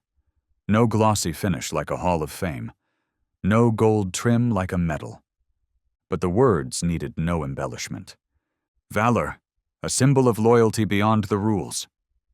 They bolted it beneath the stone with 4 small nails. No one cut a ribbon. No speeches were made. Only silence, long, fragile, beautiful. A silence so whole that nobody dared to break it. Marcy came forward again, pigtails bouncing, arms wrapped around her stuffed rabbit. She walked right up to Valor without fear or hesitation, sat beside him, and placed a round pebble before his nose. "For you to keep," she whispered, "in case something bad tries to come again." Valor didn't move, but his ears remained high. And Elias, standing a few paces behind, remembered a morning long ago, in a place with no name, when a pebble had been handed to him in the same quiet way. Back then, the giver had been Valor. The sun climbed higher, casting long streaks across the white stone square. Someone raised their phone to take a picture, then slowly lowered it again. Because some moments aren't meant to be captured. They're meant to be kept. A small bench sat nearby, empty, left perhaps for the witnesses who no longer walked among them, for the unnamed dogs, the unlisted souls, who once stood between danger and the innocent, and now stood in memory only. And under that bronze plaque, in the shadow of that quiet square, sat a gray-coated sentinel saying nothing. not leaving, just being, as if to remind the world that loyalty never needed permission to exist. A breeze rolled gently through the plaza, rustling the grass, causing the trees to bow. No one said a word. No one took a step. They all just watched. Elias leaned slightly forward, reaching down for Valor's leash. He didn't tug, didn't command, just gave the slightest familiar squeeze signal 12, the one they used in over 100 life-or-death operations. Valor stood up, not quickly, but without hesitation. His coat is now grayer, his gait slower, but his eyes still clear. The eyes that had once led Elias through fire. The eyes that never wavered when Elias disappeared. The eyes that now, once again, looked up as if to ask, "Where to now?" Elias didn't answer. Elias simply smiled, a smile that hadn't visited his face in a long, long time. And so the two of them, a soldier without insignia and a dog without a mission, turned away from the memorial together. Their footsteps fell into rhythm with the fading light, casting a single steady shadow across the white stone floor. No drums, no anthem, only the whisper of the wind, and the slow, even cadence of steps, like breathing. Ahead of them, the sun was setting. But the path was still lit. There was nothing left to say.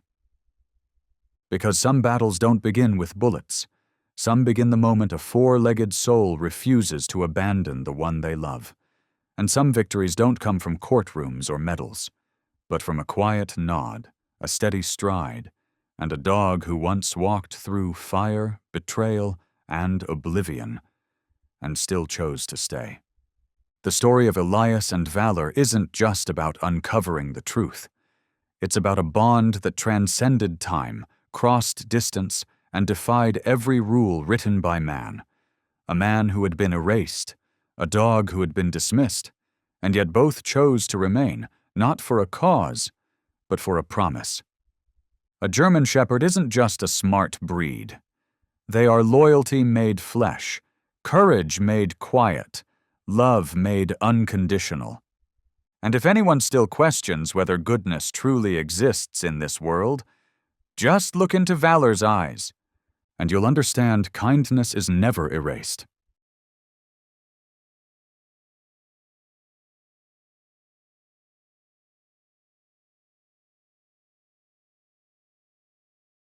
Outside, the snow blanketed the mountain slope in a silence so dense it seemed to muffle even memory. Wind swept through warped wooden beams, howling like it was calling for something long buried beneath frost and time. A rusted sign hung crooked at the entrance, the letters barely legible. K9 Recovery Center, Facility 47. But no one was recovering here, and Rook 71 knew that.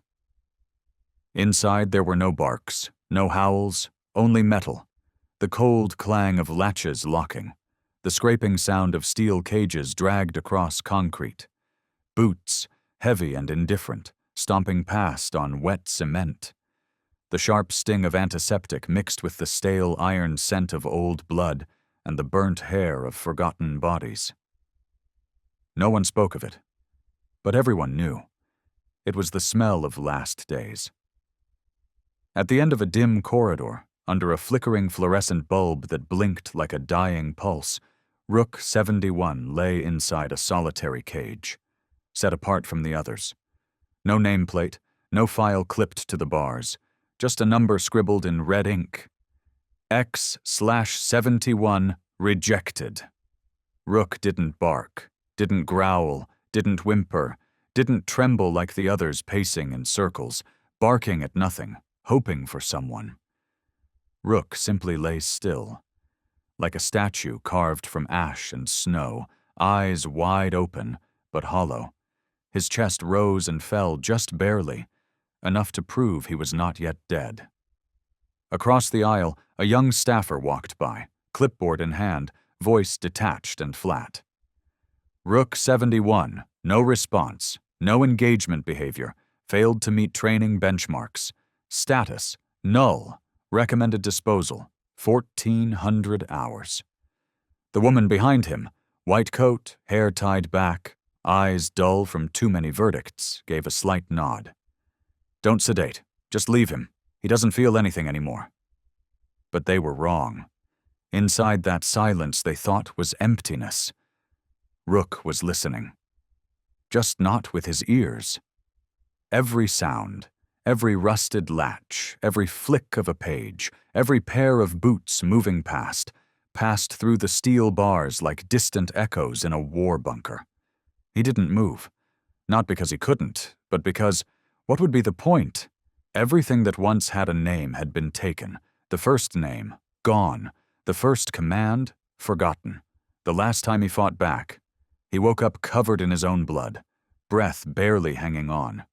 And since then, Rook had learned, existence in this place was not something to fight for. It was something to erase. The entrance door creaked open. A cold gust swept in, carrying snowflakes like tiny glass shards across the floor. But Rook didn't lift his head. People came and went here like ghosts, eyes open, hearts closed. No one called him by his real name anymore.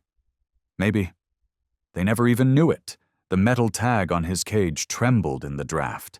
Clink. And Rook stayed still. A number waiting to be deleted. A name waiting to be remembered. But what no one expected was already on its way. Just not yet. At that same moment, at the base of the hill below the center, the low growl of an old gray-blue pickup truck rumbled steadily uphill. The body was rusted, the windshield fogged with breath and cold, and in the bed, just a few scattered tools and a dented toolbox. Enough to say its owner had stopped caring about the little things a long time ago. His name was Jonas Whitaker, a mechanic, born and raised in the mountains. Alone for 3 years now, ever since cancer took his wife. Since that day, his garage, once filled with the laughter of regulars, the twang of old rock and roll on a dusty radio, and the comforting scent of motor oil, had turned into a tomb for silence, a place where time stopped moving forward. Jonas didn't know why he was driving up that hill today. The sky was still gray, snow in the air, the kind that clings to breath and memory. On the passenger seat lay a crumpled flyer. Adoption opportunity. Decommissioned K9 units, Facility 47, today only. He couldn't even remember where he got it. Maybe from the counter at the gas station. Or maybe someone had slipped it under his windshield last night. But when he saw the word decommissioned, printed in bold red, something cracked inside his chest. Not because he needed a dog. Jonas wasn't even sure he needed anything anymore. But the truck kept moving. No stops, no second guesses. When Jonas stepped through the half-open gate, no one noticed. Just a tall man with graying, tangled hair under a fraying mechanic's coat. Weathered face. Calloused hands that hadn't held anything soft in years. He entered the main hallway. The lights above flickered with sterile indifference. The smell of bleach hit first, sharp and invasive. And instantly, a weight settled in his chest. This wasn't a place for the living. Cages lined both sides. Some dogs barked, some whimpered. A few stood up, wagging faint tails, reaching for any passing glance. But most just sat still. Eyes hollow, hope gone. Jonas walked slowly. No plan, no idea what he was looking for, but he didn't rush. Didn't miss a single face, until he stopped at the last cage. And there was Rook 71, still, silent, eyes unfocused, not even a flick of an ear to acknowledge Jonas's presence. But something about that dog, something unspoken, unfinished, held. Jonas in place. He didn't speak, didn't move. 10, maybe 15 seconds passed. The world around them seemed to mute itself. And then, without understanding why, Jonas knelt down, his voice barely audible. Rough, from somewhere buried deep. Rook. Just one word. A name, a feeling, and maybe a whisper the dog had been waiting a lifetime to hear. Rook didn't turn his head right away. No twitch, no instinctive reaction, but the eyes, they shifted. From staring into nothing, those dark eyes slowly tracked toward Jonas, and stopped. Not with suspicion, not with fear, but with something almost harder to believe. Recognition. The cold in the air seemed to tighten. A staffer approached, clipboard in hand, brow furrowed. "You looking at that one?" he asked. "That one's not for adoption. It's broken, non-responsive, no training compatibility." Jonas didn't answer. His eyes were locked with Rook's. "What's his name?" Jonas asked quietly. The guy hesitated, thrown off by the question. "No name, just a designation. Rook 71. Jonas's jaw tensed, like something had just clicked into place, something both right and wrong at once. "No," he murmured. "His name is Rook." And in that moment, Rook stood, not fast, not dramatic, but deliberate, unmistakable, his entire frame stretched as if a sleeping war machine had just rebooted. He took a step forward, stopping at the cage bars, eyes locked on Jonas, nose twitching faintly, trying to place a scent in the wind, like trying to find a familiar face in a forgotten dream. The staffer stumbled back a step.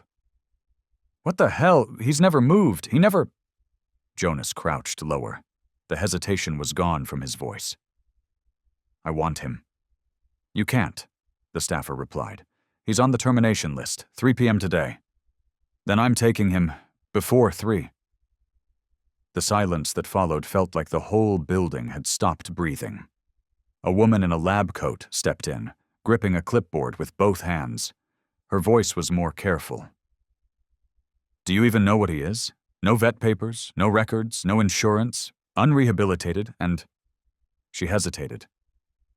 No clear reason for rejection. Jonas didn't flinch.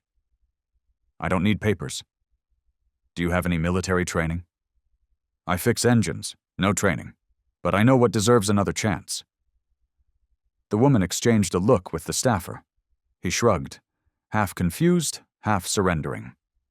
"You'll need to sign a full liability waiver. We won't be responsible for anything that happens." "Give me the paperwork."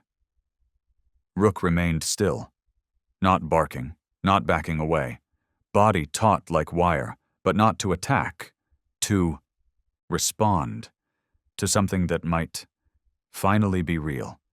Jonas filled out the form, signed his name. His hand trembled, not from fear, but from something older, something he hadn't felt in a long time. Like maybe, just maybe, something was waiting for him again. When they unlocked the cage, the staffer held the heavy iron leash cautiously. But Rook didn't resist, didn't lunge, didn't even move. Not until he looked at Jonas, then waited. Jonas didn't call, didn't snap his fingers. He just held out his hand, palm open, quiet. And Rook stepped forward. 1 step, 2. Stopped right beside him. The staffer's mouth dropped open. "No way," the woman whispered almost to herself. "I've never seen that before." Outside, snow had begun to fall. Wind clawed through the pine trees, rattling the corrugated metal roof. Jonas opened the passenger door. Rook hesitated, then jumped in. One clean motion. No one said a word. They didn't need to. The old pickup rolled away from the center, tires crunching over the snow-packed road, leaving behind a maze of steel cages and stunned faces. Inside the truck, Jonas glanced over at the dog now sitting beside him. No whining, no growling, just quiet breathing, and eyes no longer empty, but searching. "Rook," Jonas said softly, not looking straight at him. "I don't know what you've been through, but if you're still standing after all that, then maybe I should try again too." Rook didn't react, but just as Jonas took the first turn away from the center, Rook rested his head on Jonas's arm. Not pressing, not demanding, Just there. Like a whisper, "I've chosen you."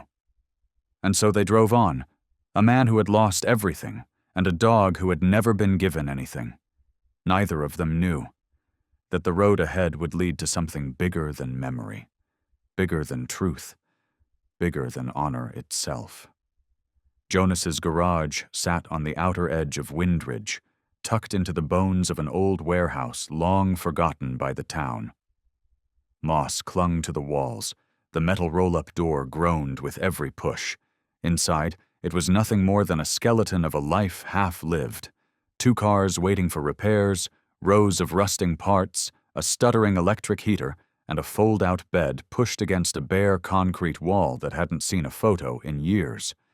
Jonas didn't live here because he wanted to. He lived here because there was nowhere else left to go. He cut the engine and stepped out, hand cranking the roll-up door. The metallic rattle echoed through the hollow space. When he opened the passenger side, Rook jumped down. No hesitation. No leash tug. Like the scent of old. Motor oil and the slow groan of metal springs were things Rook had known before. Jonas walked in first. Rook followed. Not too close, not too far, just enough distance, like a soldier who still remembered patrol formation. "Welcome home," Jonas muttered with a dry chuckle. "No welcome sign, but plenty of drafts." Rook didn't react. Instead, the dog paced the garage perimeter, nose low to the ground, sniffing every tool, every crack in the wall. Nothing frantic, nothing playful, but never relaxed. His posture stayed low, ears up, eyes scanning. "You military?" Jonas asked under his breath. "Or one of those 4-legged CIA ghosts?" No answer. Just Rook's shadow stretching across the cold concrete floor like a memory that hadn't fully dried. That first night, Jonas heated up canned soup and split it between them. Rook ate every bite, no mess, no slobber, no begging for more. He ate not like a pet, but like something that had learned survival was not a luxury. When Jonas clicked off the lights and collapsed onto the folding bed, he expected to hear pacing, maybe a low whine. But Rook was silent. When Jonas cracked an eye, he saw the silhouette by the door. Still, watching. A statue with breath. Rook stood facing outward like he was guarding something, or expecting something. And Jonas felt a chill crawl up his back, like maybe someone out there was staring right back in. It happened every night after that. Rook didn't sleep, didn't bark, didn't make a sound. He just stood guard like a forgotten sentinel holding a shift no one had relieved. The scariest part wasn't Rook's silence. It was how Jonas began to feel comfort in it. On the 5th night, Jonas was welding a windshield brace for an old van. The power flickered. Sparks flew. A short circuit killed the lights, plunging the garage into darkness. He muttered, "Damn it." Then a low growl rolled out from across the room. Not loud, but deep, cold, ancient. Jonas spun toward the door, the same one Rook always watched. The dog was there now, teeth barely bared, body tense, eyes glowing in the dark. "Rook?" Jonas called, reaching for a flashlight. Rook didn't move, eyes locked on the base of the door. Jonas swept the light around the room. Nothing. Empty, but then just under the door a scratch mark. Fresh, thin, as if metal claws had lightly scraped the floor. Jonas crouched, running his fingers over it, still sharp. Dust still disturbed. Not Rook's. Rook didn't look back. He already knew. Jonas didn't sleep that night. He sat against an old oil drum, unopened beer in one hand, a steel pipe in the other. Rook laid a few feet away, still facing the door. Not blinking, not breathing heavy, just waiting, just listening. Jonas said nothing. But in his mind, the questions were no longer about what Rook had been. They were now about who might still be looking for him, and why. The dog never slept. The next morning the snow began to melt. Water dripped from the rusted roof, carving quiet lines through the frozen mud. Jonas brewed 2 cups of coffee, a habit left over from the days when he still had someone to hand one to. Today, for the first time in 3 years, he placed the 2nd cup on the table. Not for Rook, but for the presence. Later that morning, Jonas called Rook out back, a narrow brick-lined patch behind the garage. A rusted faucet, a plastic bucket that had seen too many winters. He turned the spigot, tested the hose, and motioned Rook closer. He didn't flinch, didn't fear the water, didn't wag his tail in joy either. Rook just stood there, eyes open, ears listening, body locked in silent muscle. Jonas crouched down and began rinsing. Dirt, dried mud, and old blood from the facility ran in murky streams across the cracked bricks. He worked his fingers deep into the thick coat, scrubbing from neck to back. Rook's body was solid, no scars like most combat dogs, just dense, precise muscle. Like he had been designed, not born. But when Jonas reached the left shoulder, his hand stopped. Beneath the fur, tucked near the scapula, something hard pressed into his palm, oval-shaped, firm, embedded. Metal? Ceramic? Jonas pressed gently, curious. Rook flinched. No growl, no turn of the head, but the entire body coiled, tight as a loaded spring. Eyes wide, ears shot up, the stance of a soldier, not a dog. Jonas backed off, exhaling slowly. "Easy, bud. I'm not here to hurt you." But Rook didn't relax. He held position, not out of fear, but obedience, discipline. Jonas wiped his hands on his jeans, then grabbed a flashlight off the wall. He knelt beside Rook again, parting the wet fur. Underneath, he found it. A surgical scar. Thin, nearly invisible. You'd only find it if you already knew where to look. The stitches had fused with the skin. "What the hell?" He pressed again, softer this time. Rook didn't flinch, but he turned, just slightly. A sharp glance, almost human, not threatening, not begging, just warning. "I know you found it. Try that again and see what happens." Jonas pulled away and sat back on the damp ground. His skin ran cold. Not from the wind, but from a question that now had shape. Why does a dog with no name have a device under his skin? And why does he react, not like an animal, but like someone trained? That night, Jonas searched. He booted up his old laptop and scanned the chip with a standard RFID reader, the kind vets use for microchips. Nothing. He borrowed a scanner from a vet tech near the gas station. Still no data. The device picked up a signal, but not one it could translate. A message blinked on screen. Unreadable code. Unauthorized frequency. Jonas stared at the screen, his knuckles bone white against the mouse. Later, he flipped off the lights and dropped beside Rook, who still lay facing the garage door like always. Same posture, same stare, guarding a world that didn't guard back. "What the hell are you, Rook?" No answer. But then, Rook turned. Not away, not evasive, not scared. He looked at Jonas and held the gaze. And for the first time, Jonas saw something besides alertness. He saw sorrow. Not loud, not pleading, just the quiet grief of something that had everything taken. And stayed anyway. After that night, Jonas stopped researching. He stopped asking.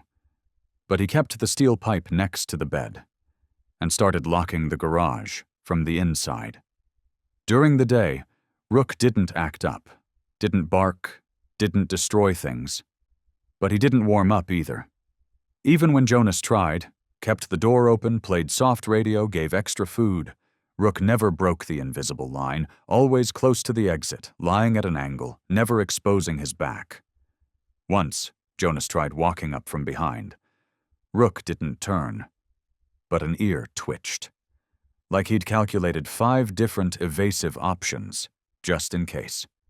One morning, Jonas was welding a new chassis rail for an old Ford F-150. He powered on the plasma arc, small, quiet, just enough for clean seams. The moment the current fired, Rook growled. Low, deep, primal. Jonas jolted. This wasn't a warning. It wasn't fear. It was a trigger. Rook shot to his feet, his entire frame aligned like a weapon.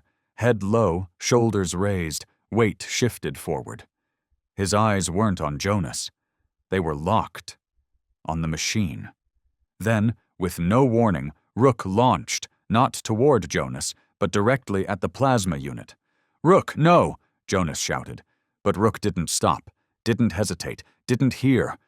Or maybe he wasn't in control anymore. In a flash, Rook launched over the workbench. The toolbox went crashing to the floor. Metal clattered, screws flew. His body slammed into the far corner of the garage, right where the plasma unit hummed and pulsed. With one explosive lunge, Rook shattered the casing. The machine cracked open, spitting sparks, and a hiss of pale blue static. Jonas scrambled, yanking the power cord from the wall. The unit sputtered and died. Rook didn't stop immediately. He stood over the mangled machine, chest heaving, eyes wide, growling deep from somewhere ancient inside him, like he'd just neutralized a threat, one Jonas couldn't even see. Then, slowly, Rook took a step back, another, and sat down. Not facing Jonas, still watching the wreckage, still ready, silent, like a soldier at the end of an assignment no one asked for. Jonas stood frozen, his heart hammering. He walked forward slowly, both hands up. "Rook!" Rook turned, eyes no longer wild, no more growl. His breathing softened. But Jonas had seen it. That wasn't panic, that wasn't instinct, that was a switch being flipped. That night, Jonas didn't sleep. He pulled up the plasma unit's manual on his laptop. Specifications, diagrams, frequency settings, default activation frequency, 46 kilohertz. Most people wouldn't blink at that number, but Jonas had once been a backline mechanic in Afghanistan. Not elite, but close enough to special ops to catch whispers. He'd heard about frequency-activated response conditioning, a rare kind of K9 training. No verbal commands, no hand signals, just signals sent by devices, pulses that only the dog could hear and obey. Jonas glanced over at Rook. Same place, same pose by the door. But something was different tonight. That look in Rook's eyes. It wasn't fear. It wasn't aggression. It was control. Rook knew what had happened. Rook remembered. And Rook didn't want Jonas to understand. Jonas stood and walked to the far workbench. He pulled open a locked drawer and retrieved a small aluminum case. Inside, a set of basic RF sensors and interference meters, tools he'd used back in the day to test faulty alternators or suppressors. He walked quietly to the same spot Rook had stood when he snapped. He placed the sensor on the floor and powered it on. The screen blinked. Anomalous feedback detected. Secondary signal. Unidentified source. Jonas didn't move. His fingers gripped the device so hard the plastic casing creaked, and for the first time since Rook arrived, Jonas didn't lock the garage door from the inside that night. He didn't trust the locks anymore. He sat, pipe in hand, eyes wide, watching the dark, watching Rook, who lay silent on the far end of the room, the same as always. But nothing felt the same. Rook wasn't just a rescued dog anymore, wasn't a companion, wasn't a survivor. He was something else now, something that had once been part of a system, then deleted. The next morning, the world was cloaked in fog. Jonas didn't eat, didn't make coffee. He just sat there for a long while, watching Rook, like he was trying to find something buried behind those still eyes, something he wasn't sure he wanted to know. Rook didn't pant, didn't fidget, didn't meet his gaze. But when Jonas picked up the leash, for the first time since bringing him home, Rook stepped forward. No command, no cue, just moved. Good, Jonas muttered under his breath, because we're going to see someone who might help me figure out what the hell you are. They drove for nearly an hour, winding through pine-covered hills shrouded in mist. The roads curved like old scars on the mountain's side. At the far edge of a slope, tucked behind a thicket of bare trees, sat a weathered log cabin, the kind that whispered stories without saying a word. This was where Dr. Mercer had disappeared to. Once the lead military veterinary strategist for the Department of Defense, Mercer had overseen canine programs after Iraq. Jonas had once rebuilt his rusted-out Jeep from the brink of the junkyard, and since then, they'd kept an unspoken bond, the kind where favors didn't need to be requested, and thank yous were implied through silence. The cabin was surrounded by rusted, barbed wire. A decommissioned Humvee sat beneath a tarp on the side. An old American flag drooped at half-staff from a pole hammered into the roof's edge. Jonas didn't cut the engine. Rook sat beside him, nose twitching, head slightly tilted, sensing something. Then, stillness. Mercer was already on the porch, mug in hand, eyes sharp as the wind. "You came without calling," Mercer said, voice even. "If I had, I might have talked myself out of it," Jonas replied as he opened the door. Mercer's eyes tracked Rook as the dog stepped down.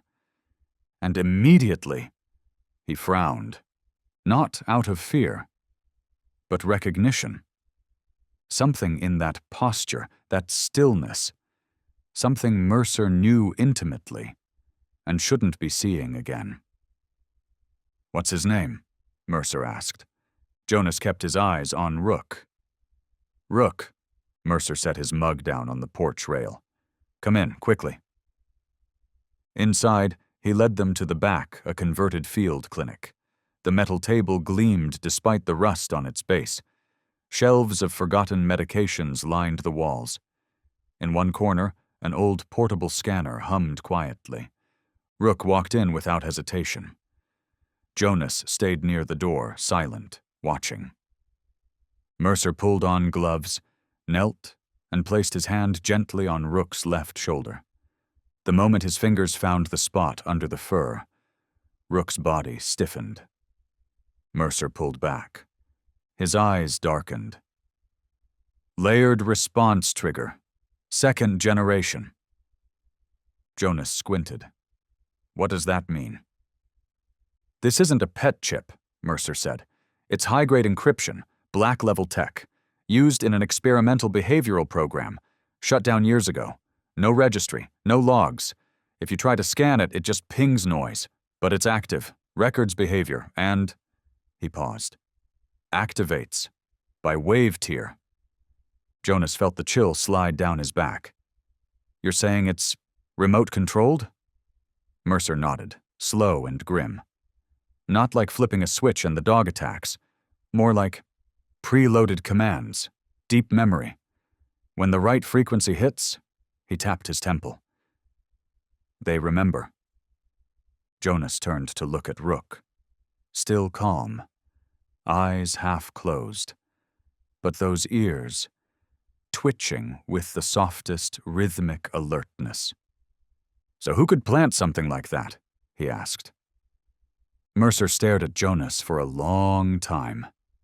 Then, in a low voice, almost a whisper, he answered. "That project was called Sentinel K9, Mercer said, voice low but sharp. "It was developed at a research outpost near the Colorado border. Second-generation K9s. No traditional training, just programming. They didn't respond by instinct, they followed scripts. And if this one is part of that program..." He turned to Rook, eyes like tempered steel. "Then he should have been destroyed a long time ago." Silence dropped over the room like a heavy curtain. Jonas could feel his thoughts spiraling. Rook, the dog he thought was just a survivor, might be an unfinished weapon. "I need to know," Jonas said, his voice gravel. "Is he dangerous?" Mercer looked at him for a long time, then answered, "I don't know. But if one day he remembers everything they programmed into him—" Jonas cut him off. Number he already rejected a command. "What?" "He destroyed the transmitter. No hesitation, no fog in his eyes, no trembling legs. He chose to break the order." Mercer sat down slowly, the first time he let his shoulders fall. He looked at Rook, and something in his eyes softened, not with affection, but with the weight of recognition, of memory. "Then you need to understand this, Jonas." His words came like carving steel across the air. "Not everyone wants a K9 that knows how to choose." The atmosphere shifted. Jonas couldn't look away from Rook. The dog lay quietly on the floor, unmoving, but something in that posture told him Rook was listening. Not with his ears, but with every nerve in his body, like a soldier made to remember the battlefield, whether he wanted to or not. Mercer rose and crossed to an old wooden shelf along the back wall. He pulled out a dust-covered file box, flipped the lid. Inside, scattered documents, yellowed sheets, binders still stamped with blurred-out seals. He dragged a stack out and dropped it on the steel table. Jonas stepped forward, flipping through each page. No titles, no logos, just a code. SK9-G, EN2-PROT-ALP-HA. Then came the behavior charts, notes scribbled in old ink, independent behavior mapping, reflex override capacity, nonverbal parallel command systems. And finally, one handwritten line near the bottom. Phase 4 terminated. Unstable. Too many variables. Jonas gripped the paper tighter. His voice was rough. "What the hell was this project, Mercer?" The old man poured tea with a faint tremble in his hand. He sat back down, not as a scientist, but as someone confessing to a ghost he thought he'd buried. "About a decade ago, the military started asking dangerous questions," Mercer said quietly. "What happens when humans give the wrong command? What if a dog could assess instead of obey?" He paused. "That's how second-gen K9s were born." Jonas blinked. His mouth tightened. Mercer continued. "They weren't genetically modified. It was psychological reconstruction. Training embedded from early development. They weren't just taught to follow.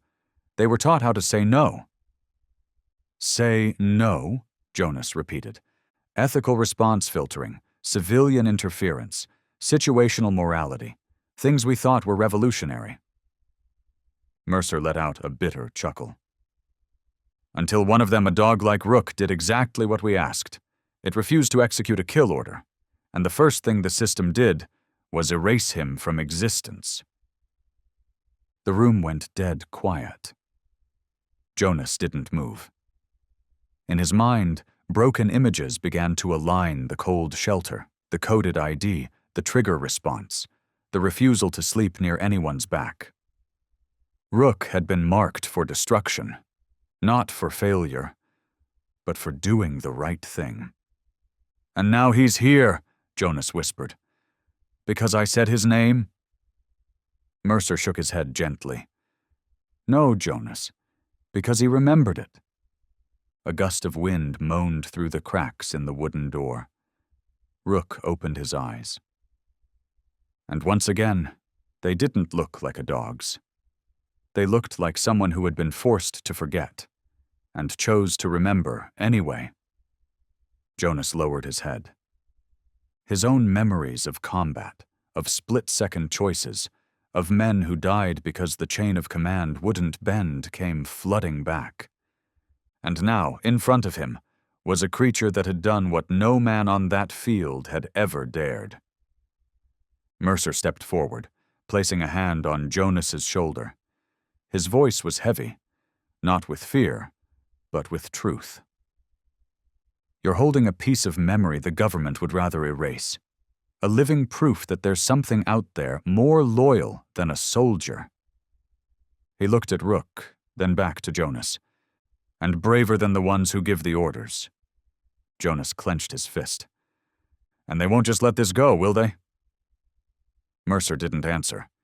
He only turned toward the window, watching the pine trees sway gently in the breeze. Then, in a voice barely above a whisper, almost as if speaking to a memory, he said, "It's not the dogs that bark you should fear, Jonas. It's the ones who've been forced to stay silent." Jonas turned his gaze toward Rook. Those eyes looked back, steady, unafraid, unflinching. What they held wasn't fear. It was trust in a man. And in a name. That had been called again, not out of duty, not out of debt, but from something softer, harder to name, a bond faint and fragile, yet real enough that Jonas couldn't walk away. He stood, walked out of Mercer's cabin without waiting for a goodbye. Rook followed. No signal, no leash, no voice. Just walked beside him as if the choice to do so had been wired directly into Jonas's decision, not into a command. The wind swept over the hillside as they left the wooden cabin. Gray skies above, streaked with birds cutting across like old memories returning on wings. Inside Jonas's mind, Mercer's warnings circled the codes, the frequencies, the buried project, and the men still trying to erase it. He could have left Rook behind. That would have been the logical thing, maybe even the safest. But as the old pickup rolled down the dirt path, and Jonas caught Rook's reflection in the side mirror, sitting exactly where he always did, head slightly tilted, ears tuned to the wind, Jonas knew he wouldn't. Couldn't. Because the way Rook looked at him, no begging, no pleading, only presence, not demanding, just trusting. That wasn't the look of a dog. It was the look of a being that had once been betrayed by its own creators, and was now trying, against all odds, to trust again. That afternoon, Jonas returned to the garage. He didn't say a word. He just opened the door wide, then cleared the far left corner where he used to store old oil cans and broken tools. From the attic above, he pulled down a thin mattress, shook off the dust, and laid it neatly against the wall. A pillow? A worn blanket, one that used to belong to his wife. And finally, he placed a small scrap of cloth on the mattress, faintly scented with oil and antiseptic, a scent Rook had grown familiar with. No instructions, no gesture. Rook walked over, sniffed once, then lay down. For the first time. Not curled up, not wedged into a shadow, not stationed by the door. Rook stretched out eyes half closed, body soft like a machine that had finally been unplugged after years of tension. Jonas sat across from him. He didn't touch Rook, didn't speak. He just watched. And in that stillness, without a single sound, he heard something he hadn't in a very long time. Steady breathing, not the breath of a machine, not the programmed rhythms of an engineered mind, but the quiet, trembling breath of a living being, hoping this time, maybe, things could be different. Outside, the snow began to melt. A new night would come, but for the first time in months, Jonas didn't lock the garage door. He didn't keep the pipe wrench beside his bed, because he knew the boy wasn't going anywhere, and neither was he. The next morning, sunlight crept in through the dusty glass above the garage door. The first rays spilled across the cold concrete floor, drifting over the worn blanket where Rook still lay, breathing steady, like a breeze through the quiet. Jonas rose slowly. He stepped down, Brewed coffee using the old machine, its clicks and clacks releasing a gentle warmth into the air. Rook hadn't stirred. Not asleep exactly, just still. Jonas pushed open the door to the porch, letting the crisp morning air brush past his shoulders. And that's when he saw it. A yellowed envelope, no stamp, no return address, placed dead center on the step, as if someone had made sure there was no way he'd miss it. Jonas crouched and picked it up. The paper was damp at the edges, the cut uneven, like it had been torn by calloused fingers. No ink, no markings, just a single sharp fold down the center. Precise, like a soldier's crease. He opened it. Inside was a grainy photo, rough paper, the kind used in military units, the kind meant to be burned, to leave no trace. It was taken at night, cold lighting, cracked concrete beneath, a limp American flag in the background. At the center, a dog. Rook. Unmistakably. Dressed in tan combat armor, infrared sensors strapped to both sides. A harness hugged his lean frame, and in his eyes, there was no calm, no softness, only steel, eyes honed on a target, whatever it might be. Beside him, a man in uniform, his face crossed out in thick black ink, crude strokes, deliberate, as if someone had declared, "This one doesn't deserve to be remembered." At the bottom of the photo, scrawled in red marker, "You weren't meant to survive, but you made a choice." Jonas stood frozen. His throat tightened. Fingers crushed the edge of the photo. The wind slipped through the doorframe behind him, making the envelope whisper like breath against the wall. He stepped back inside, closed the door, locked it. Rook was already sitting up. He hadn't looked at Jonas, but he'd caught the scent of ink, of threat, of memory. Jonas didn't hide the photo. He laid it on the table, fully visible. Rook stepped forward, looked at it. His eyes stopped at the inked-out face, and for 10 full seconds, he didn't blink. Jonas spoke, voice low, steady. "I think that man was your handler, wasn't he?"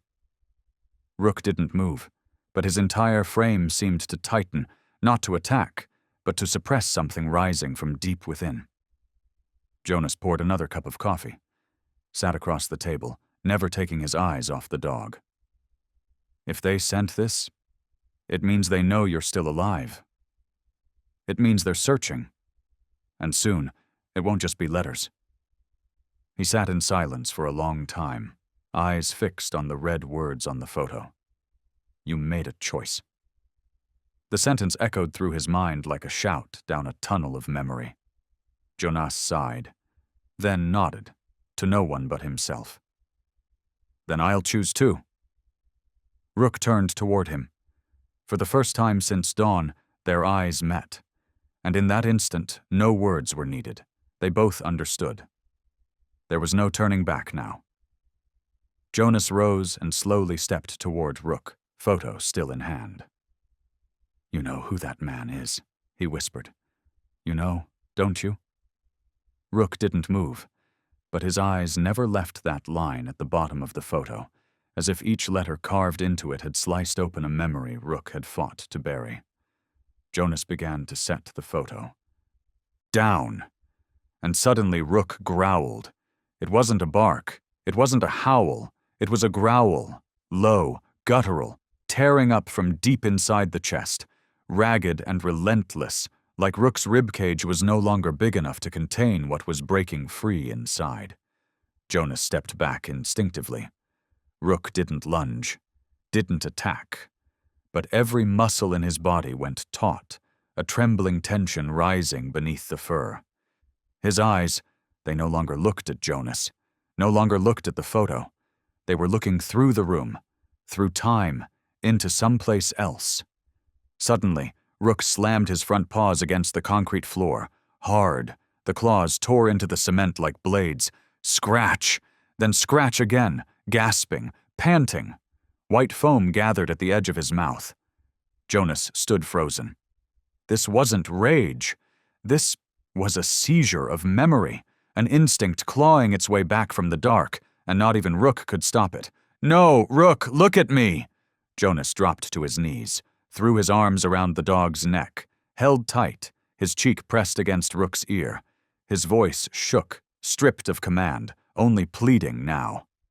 "I'm here. You hear me? It's Jonas. The garage, black coffee, snow, old pillow. This isn't war. These aren't orders." "It's not them." Rook thrashed, not to strike, but like he was trying to escape his own body. His back legs kicked wildly, his head snapped back, and his eyes, wet, for the first time, actually wet. Jonas held tighter. His entire body shook with every tremor that rippled through Rook's steel-hard frame. And then, like someone had cut the sound. Silence. The garage fell still. Rook stopped. No more growling, no more scratching, just lying there, breathing hard. Then, slower. Slower, until all that remained was a single, fragile exhale, the kind you take after crawling out of a nightmare that lasted longer than a lifetime. Jonas didn't let go.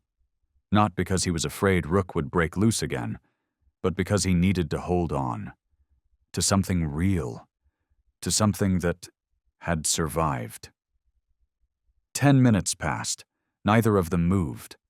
The photo slipped from Jonas' hand, falling face down to the floor, but the red handwriting still showed through the paper. You made a choice. And in that moment, more than ever before, Jonas understood. What Rook had remembered wasn't just the man in the photo.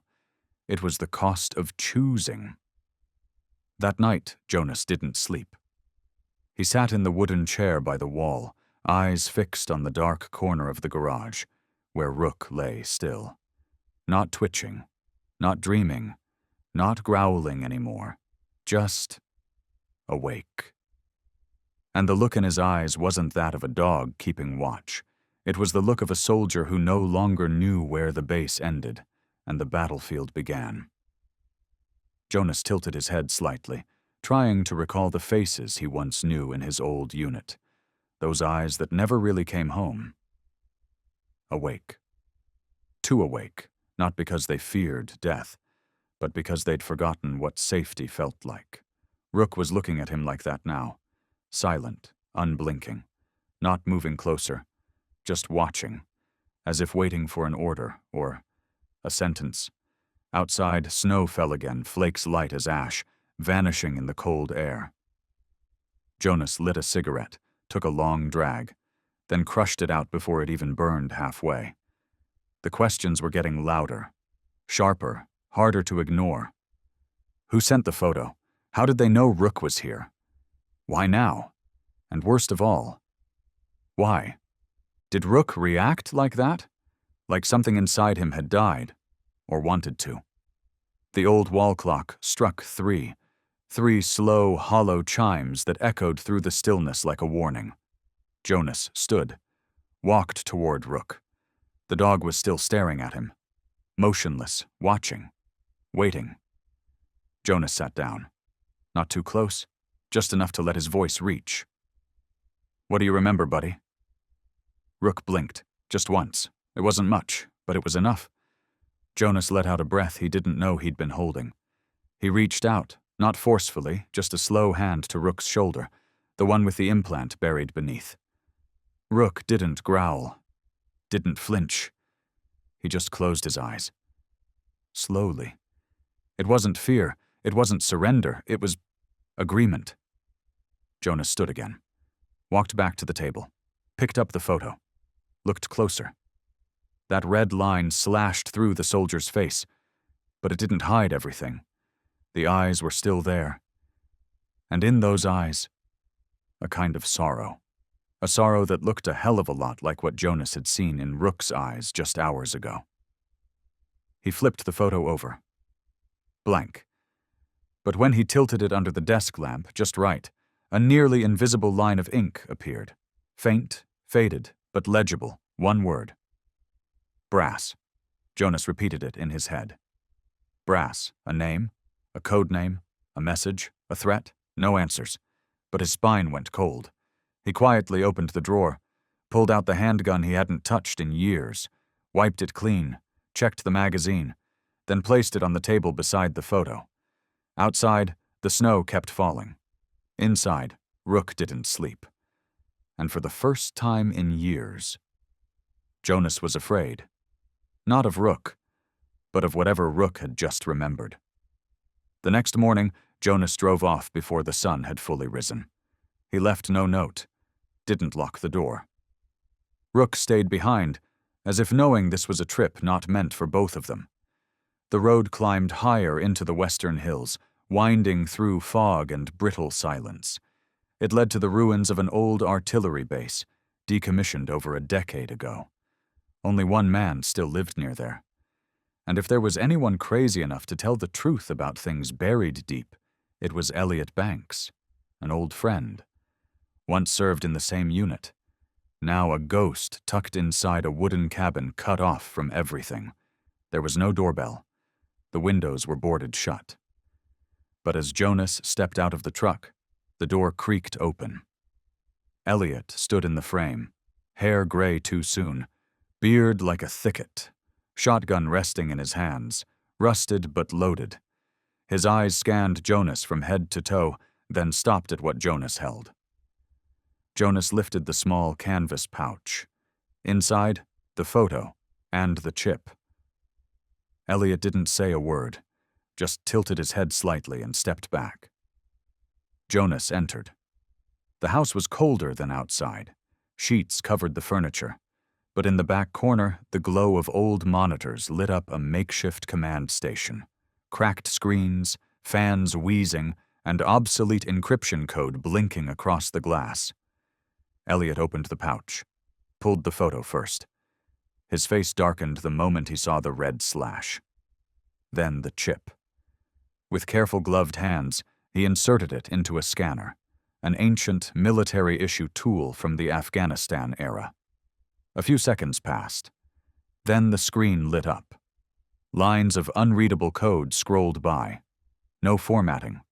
No manufacturer ID. Just one label burned itself into the middle of the screen. Helix 9. Elliot collapsed into the chair behind him. Hands gripped his head, not from exhaustion, but from dread. Jonas sat across from him. Quiet, then finally spoke. "I need to know what it is." Elliot didn't answer right away. Just exhaled, lit a cigarette, and dragged so deep it sounded dry. Jonas pressed again. "Elliot, what is it?" Elliot lifted his head. His eyes were rimmed red. Helix 9 wasn't on any formal military record. Not under the Department of Defense. It was a cross-agency project, run by the NSA, DARPA, and a civilian contractor without a known name. Jonas narrowed his eyes. What was the goal? Elliot didn't blink. To build a soldier that didn't look human.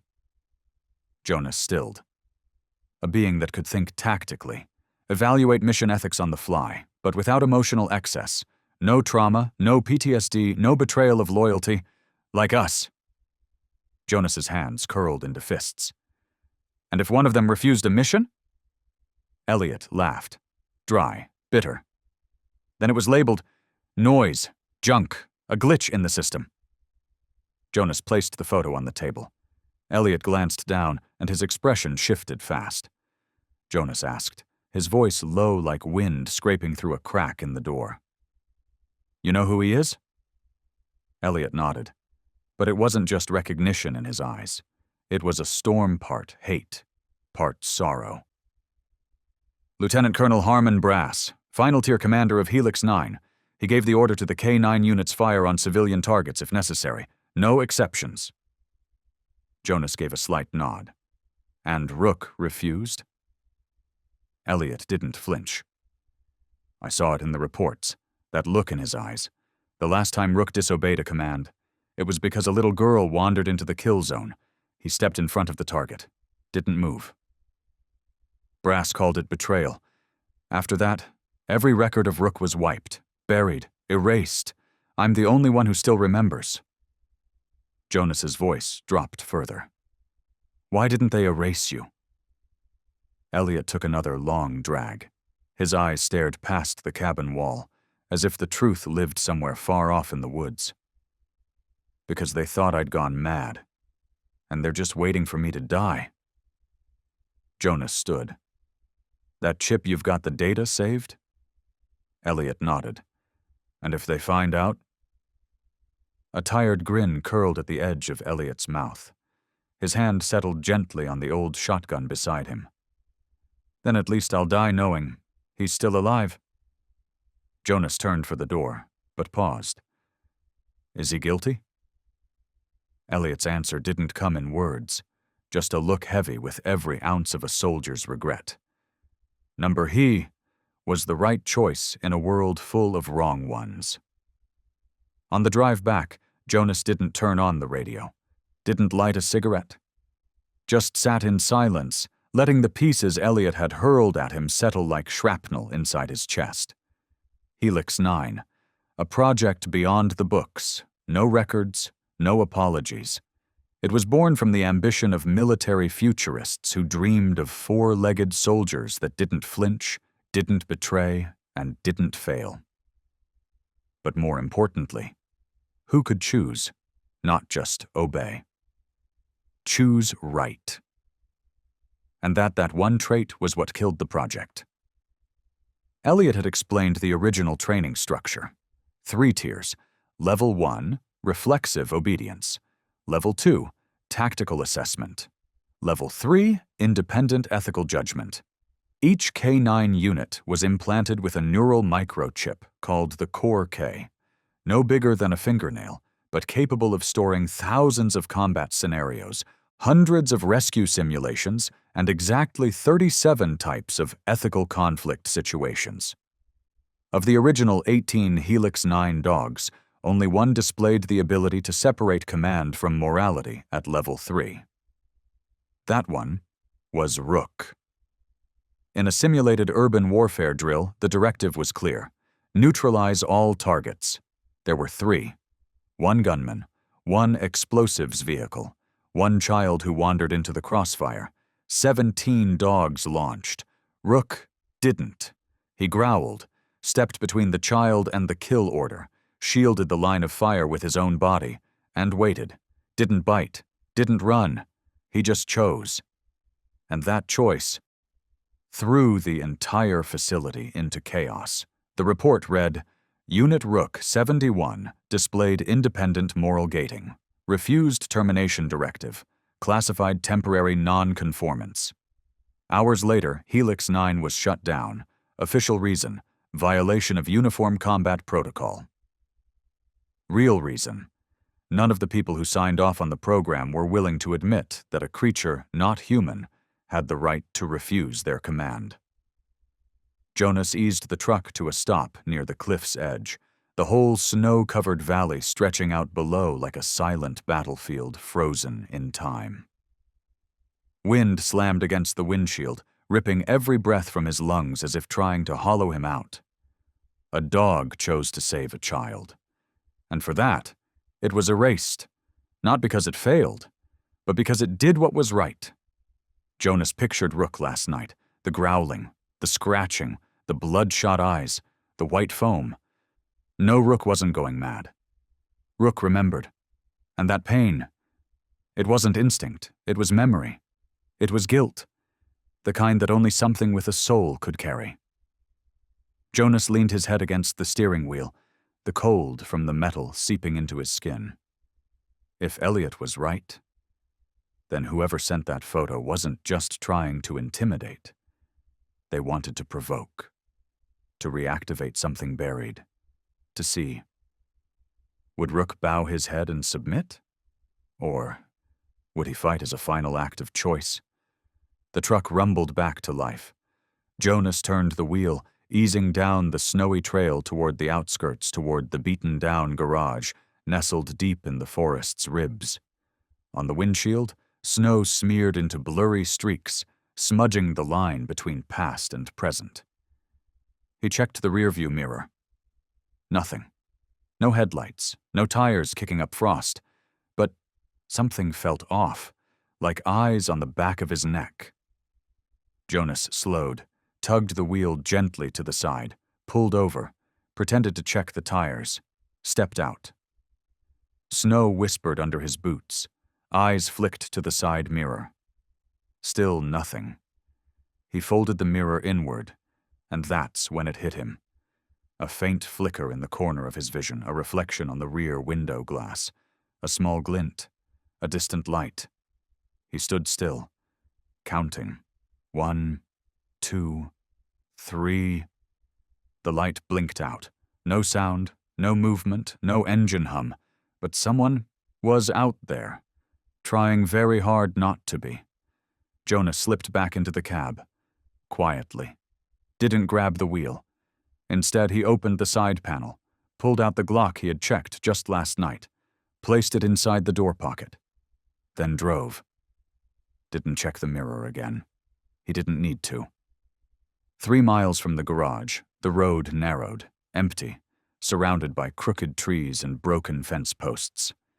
The only tire tracks were his own from a week ago, frozen into the mud like echoes. And then he felt it before he heard. A sound, soft as a breath, from behind his seat. Not the engine, not the air vents, not the radio. It was a growl, low, rough, from the chest. Jonas glanced at the mirror. Rook was awake, eyes locked on the rear passenger window. No barking, no lunging, just a steady, deep growl. The kind of sound that didn't need proof because it came from a place older than fear. The kind of sound a war veteran makes when they can smell death coming. Jonas gripped the wheel tighter. The wind picked up flinging snow against the windshield like claws. Still no headlights behind him. But Rook kept growling. Ahead, the garage came into view. Jonas didn't slow, didn't park in the usual spot. He drove past, curving around behind the building, pulling into the shadows where he could see the full length of the road. He killed the engine, killed the lights, didn't move. Rook stayed on the back seat, no longer growling but still locked in that same steady stare through the rear window. Not blinking, not resting, just watching. Jonas reached for the gun. No lights, no doors, no radio hum, just silence. He waited. 5 minutes, 10. Still nothing. No tires crunching snow, no silhouettes crossing the tree line, no breath in the wind but their own.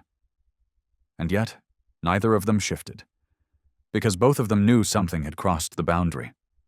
Jonas didn't turn off the garage light. He left the dim yellow bulb glowing faintly across the ceiling. Not bright, but just enough so they could still see each other. Rook lay by the exit, not whimpering, not howling, but his eyes were open, still, like every nerve in his body was tethered to the dark.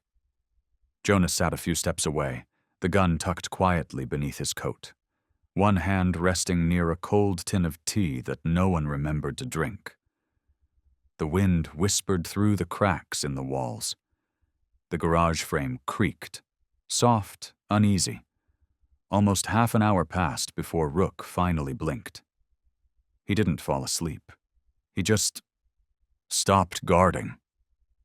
Jonas leaned back in his chair, too. Neither said a word. Neither needed to. Then, around 3 a.m., the sound came, at first just a faint scratching against the metal siding, then a thud, louder. Metal groaned, something dragged across the cement floor outside. The light above them flickered, once, then again. Jonas was up instantly. His hand found the grip of the pistol. He sprinted toward the far side of the garage, boots hitting the floor like warning shots.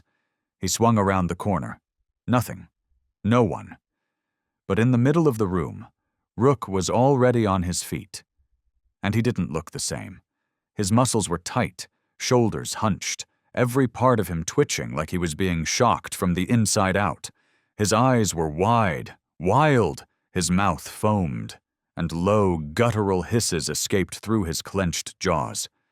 Then Rook slammed his body into the wall. Once, then again, not in any direction, not as if chasing anything. like he was trying to break out of himself. Jonas rushed toward him, didn't shout, didn't call, didn't order. He dropped to his knees, close enough that Rook's nose nearly touched his chest. Jonas's voice was low, rough, barely more than a whisper. "Rook!" The growl kept coming. Claws scraped against the floor, but those eyes, they flickered, just for a second. "Rook! No commands, no sit, no heel, not the way a man calls a dog, but the way one soul calls to another." Jonas reached forward. His hand touched Rook's chest, softly, like he was pressing against a memory. He tightened his fingers, then released.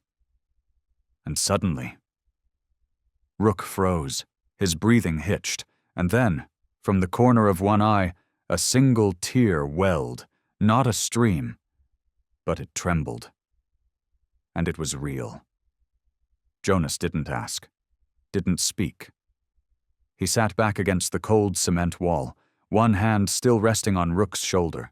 They stayed like that. Didn't care about the wind, didn't care about the frozen floor, didn't care that morning was coming. Some wounds don't bleed, but they shake your whole body with pain. And some nightmares don't wait until you're asleep.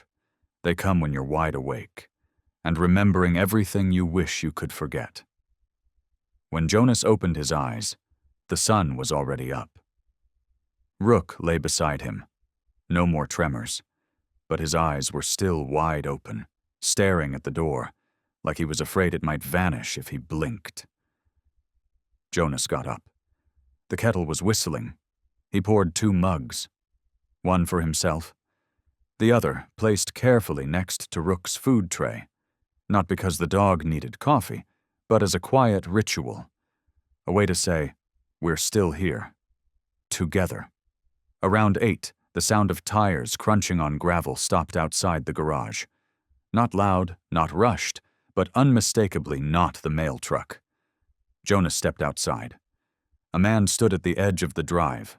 Brown coat, low-brim cap, sunglasses. He didn't say his name, didn't offer a wallet or badge, just handed over a plain white envelope and walked away. Jonas watched him go. No license plate, not strange, just suspicious in the kind of way that felt too familiar. Inside the envelope was a black USB stick.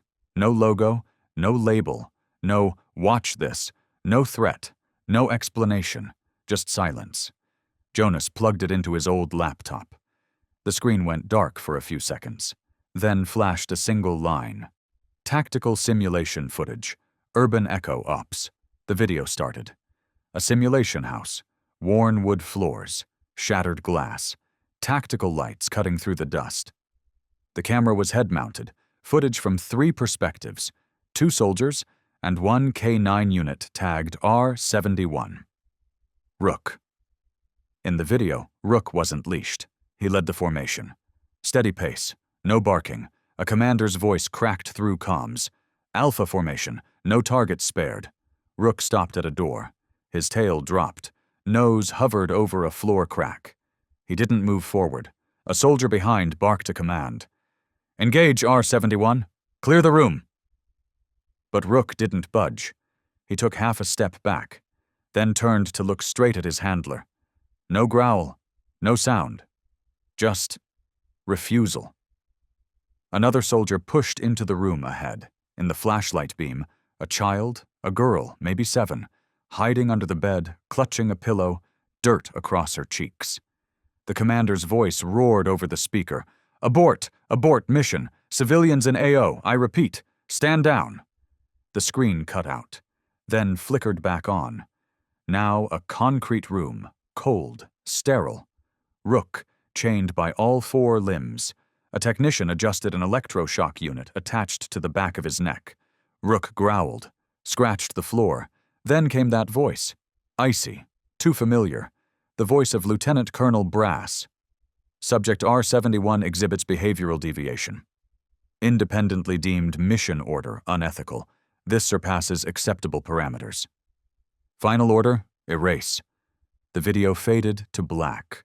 One final line appeared, in jagged red ink. It Doesn't just remember, it chose. Jonas pulled the USB out. His hand wouldn't stop shaking. He turned toward Rook.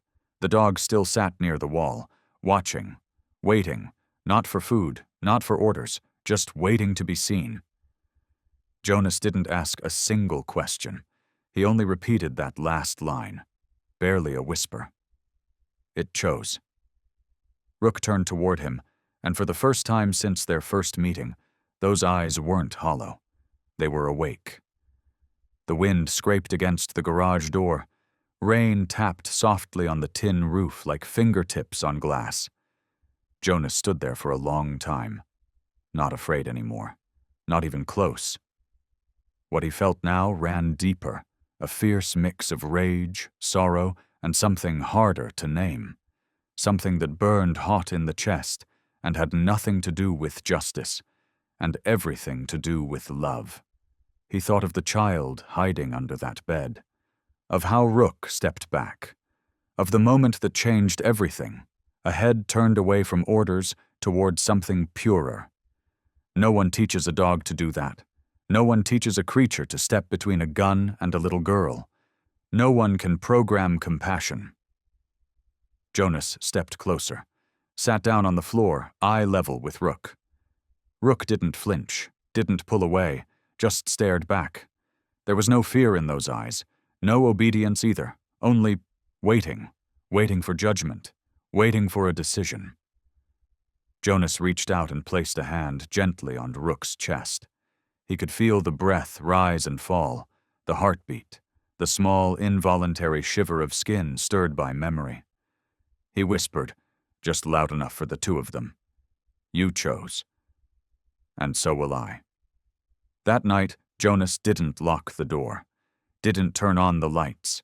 He just cleared out a corner of the garage, laid down a fresh blanket beside his own bed. Rook didn't come in right away. But when Jonas lay down, back turned, no calling, no signaling, just left the space open. 5 minutes later, there was a soft shuffle of paws. Then, a long sigh. Rook laid down. Not too close, not too far, just enough for Jonas to feel his warmth. And for Rook to feel something else entirely trust. Neither of them knew what tomorrow would bring. But they both knew this. They weren't alone anymore. And from now on, there was no other choice but to hold tight to the one thing that made a creature refuse to follow orders, not out of defiance, but because it had learned to see right from wrong. And to Jonas, that was reason enough to protect it no matter what. Because if compassion was the very thing that got Rook discarded, then it would be the very reason Jonas would die defending it. That night, there was no rain. But the wind howled like a warning. By 9 o'clock, Jonas already knew something wasn't right. Not because of a noise, but because of the silence, unnatural, too still. Rook wasn't asleep by the door like usual. Instead, Rook was circling the garage, once, twice, 3 times. Nose low, tail stiff, ears locked upright, eyes unblinking. Jonas didn't say a word. He walked into the small surveillance room. The camera system wasn't military grade, just a basic setup from last year. 4 angles, front door, back, side entrance, and the roof line. He rewound to 8:30 p.m., and the air caught in his lungs. Camera 3, the rear door. A shadow moved. Not a break-in. No lock tampered with. The door simply opened. Quiet. Effortless. A man dressed head to toe in black. Gloves. Number logos. A smooth, featureless mask. He didn't carry a bag. Didn't touch anything else. He just knelt near the back wall, right where Jonas had once hidden the old control junction. From inside his coat, the man pulled a small device, pressed it into the circuit box, stood, left. The whole thing lasted under 40 seconds. No sound, no signs of damage, no threat, just the planting of something. Small, swift, precise. Jonas froze the frame. Rook was already behind him, watching, not barking. Eyes red-rimmed, jaw tight. Jonas pulled his gun from the cabinet. Didn't speak. Then he reached under the desk, pulled out a knife, an old military rescue blade. The only thing he still carried from the days that now felt like someone else's life. The overhead bulb caught the steel as he turned. And at that exact moment, Rook made a sound. Not a growl, not a whimper. Just a single long exhale through the nose, a signal. Jonas understood. This wasn't a stranger. It was a process. The first step, before the real storm hits. He opened the circuit box. There it was, a device no larger than a fingertip, tucked right into the motherboard. No blinking light, no buzz. But it had started counting. Jonas didn't smash it, didn't throw it out. He slipped it into a lead-lined box hidden in the metal cabinet. Because he knew this game. What stays quiet is often what kills you. What's installed isn't always meant to explode. Sometimes it just watches. Jonas grabbed his keys, wrapped the charging cord around his wrist, slid the pistol under the passenger seat. Rook jumped into the truck bed without waiting for a command. Whenever Jonas returned to Elliot, it was for one reason. Answers. This time, he needed a damn good one. They reached the familiar shack, but the door didn't open. No light, no rattling gate, no barking from the shepherd mutt Elliot usually kept around. Just wind whistling through a cracked chimney flue. Jonas stepped out, gun drawn. The door creaked open unlocked. Untouched, but the hinges were freshly oiled. Inside, emptiness. No Elliot, no shotgun, no burn of old powder, only a long, dry smear of blood dragging from the desk towards the steel cabinet in the back. Not fresh, dusted. Cracked. Jonas moved slow, his hand brushed across the desk. There, wedged beneath a stack of scrap notes and scattered components on the desk, a small Ziploc bag. Clear, untouched, almost deliberately placed. Inside, 3 black and white photographs and a torn sheet of paper faded along the edges. The first photo. Rook, but not the Rook Jonas knew.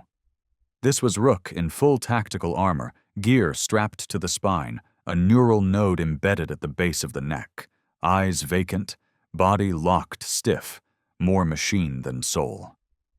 The second, a training profile, reaction time, pathing algorithms, moral recognition capacity. The last line, autonomous ethical override, slashed through in red ink.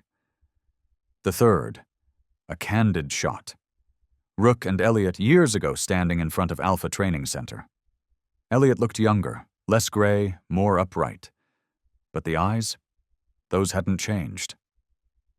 Tucked between the prints, a torn notepad scrap. One line, blue ink. All uppercase. Don't trust anyone who's ever been inside the system, including me. Jonas stepped back, folded the paper, slipped it into the inside pocket of his coat. The dried blood, the unlocked door. No struggle. Elliot didn't walk out. He was taken. Not for interrogation, for erasure. Outside, Rook was half raised on the truck bed, ears fixed, eyes locked on the woods behind the house. No barking, no growling, just stillness.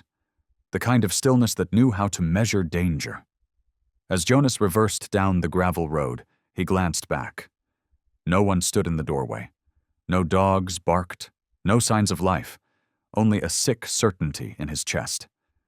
Whoever had stepped into their lives wasn't just after Rook. They wanted every trace of the choice Rook made, gone. The moment they returned to the garage, Jonas didn't speak. He didn't look at the cameras, didn't flip on the lights. He walked straight into the control room. One by one, he disconnected every cable, ripped out each recorder, dismantled the router, the landline, the Wi-Fi antenna. Gone. All that remained was a low-frequency radio encased in lead shielding, and a wire thick, old-school analog.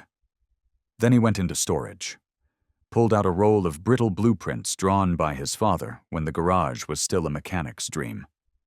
The lines were fading, but one mark stood out. Southwest corner.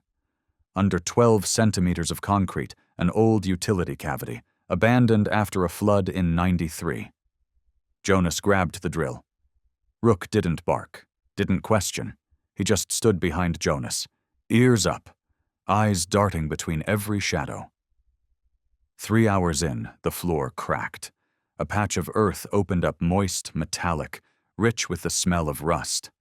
Jonas dug fast, built a wooden frame, anchored lights, carved out a pocket just large enough for a man and a dog to lie shoulder to shoulder.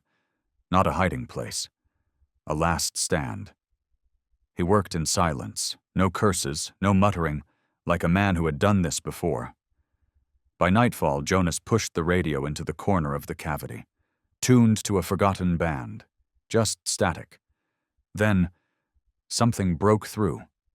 Wind and a voice, distant, warped, but unmistakable. "They are coming." Jonas didn't sleep. He wiped down the Glock, sorted the knives, inspected each round like it might be his last. Rook didn't sleep either. The German Shepherd lay close, chest rising but never relaxed, eyes open, unblinking.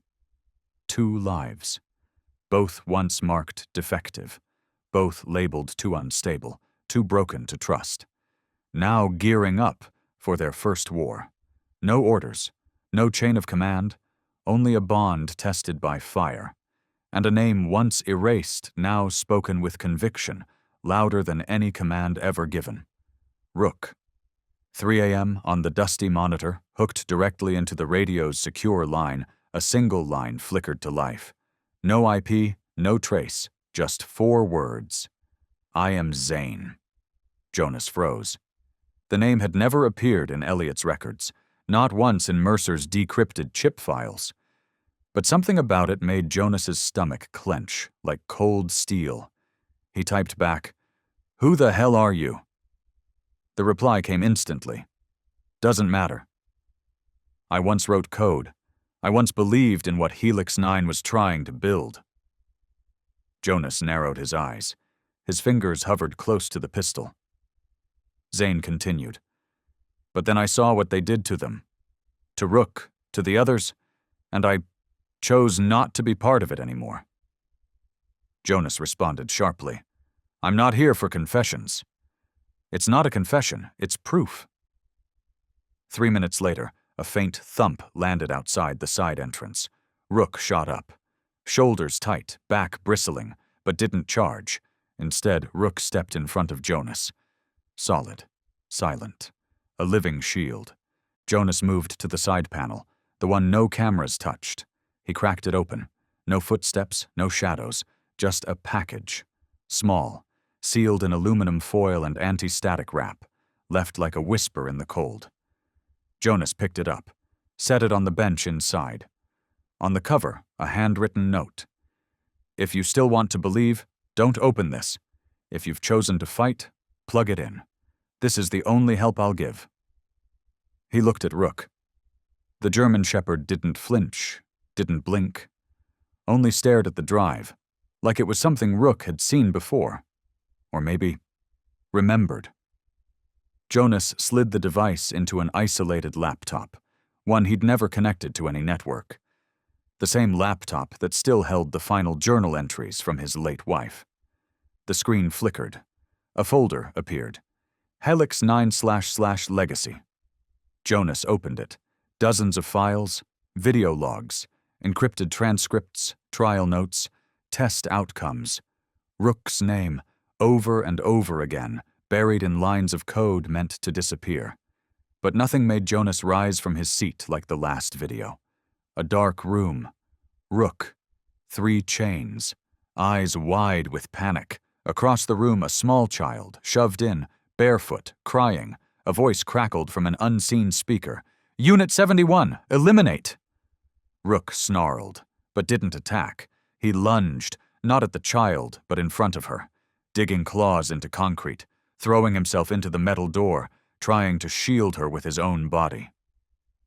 The video cut out. Jonas stared at the blank screen, then turned slowly. Rook hadn't moved. No growl, no sound. But in those eyes, not a dog. A soul betrayed. Jonas plugged the drive into a hidden OS partition and entered the encryption key Zane had embedded in his message. The directory expanded. Phase Y recording.move modification protocol.pdf-9, unit evaluation dash, red termination logs, confidential personal directive, 009-gen DAWs. Jonas clicked the first log. Grainy footage loaded. A different dog, K942, forced into a sealed testing room. Strobe lights, sirens, instructions screamed from speakers. But this wasn't a reflex test. It was a moral test. Each target in the room was human. An elderly woman, a child, a man holding a white flag. Every time the dog attacked on command, the screen flashed, passed. If it refused, just 2 words, recall and reprogram. Jonas scrolled further. A folder named Terminated Units opened, revealing over 30 K9 unit codes. Most were stamped with a bold red destroyed. Only one stood without confirmation. K971, Rook. Jonas clicked on the last file. Personal Directive 009-GENDAWES, a simple scan. Red ink still vivid. From General Marcus Dawes, Director, Helix 9. Date, March 12, 2022, Special Disposition Division. Subject, K971, Rook. Refusal of termination order during live field operation. While Programming Division confirms no hardware faults, the behavior described as autonomous moral evaluation exceeds the program's intended capacity. Orders: remove all monitoring equipment, erase federal system data, wipe behavioral memory. If reinitialization fails, terminate signed, General M. Dawes red stamp, order executed 14.3, termination unconfirmed. Jonas leaned back, his breath caught in his throat, not because of the order, but because of that last line. Termination unconfirmed. It meant, even when the system believed Rook was gone, someone inside had defied the order. Someone had hidden him. Someone had believed Rook deserved to live. Jonas turned. Rook was lying beside him now, his head gently resting on Jonas's leg, eyes wide open. No fear, no shame, only stillness, like Rook knew. Jonas understood everything, and in Jonas's chest, doubt was gone. The fog had cleared. This dog wasn't defective. He wasn't a broken weapon. He was the only one in the entire program who had chosen to do the right thing. Jonas's fingers moved across the keyboard of an old laptop, the same laptop that once stored handwritten letters from his late wife. The same one that held the last remnants of a life lost in a fire. Now, it would carry the truth. He linked into a ghost network. Dead servers reactivated across Europe, South America, and a half-buried node once used by deep web journalists. Through those tunnels, he sent one payload: the entire Helix 9 archive, video, audio, logs, scans, Zane's evidence, his own surveillance. A single file name. choiceisreal.zip. At the same time, Jonas played back the audio message Zane had included. His voice trembled. If you're hearing this, it means they've found me. They're not coming for me. They're coming for what you're holding. But Jonas, listen to me. Every empire built on lies fears one thing most: a living witness. Jonas froze. His eyes shifted toward the garage door.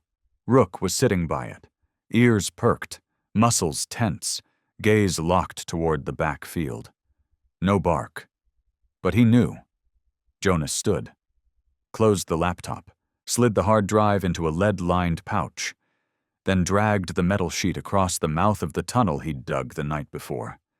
Not a bunker, a control station. From inside, he could manually monitor every entry point.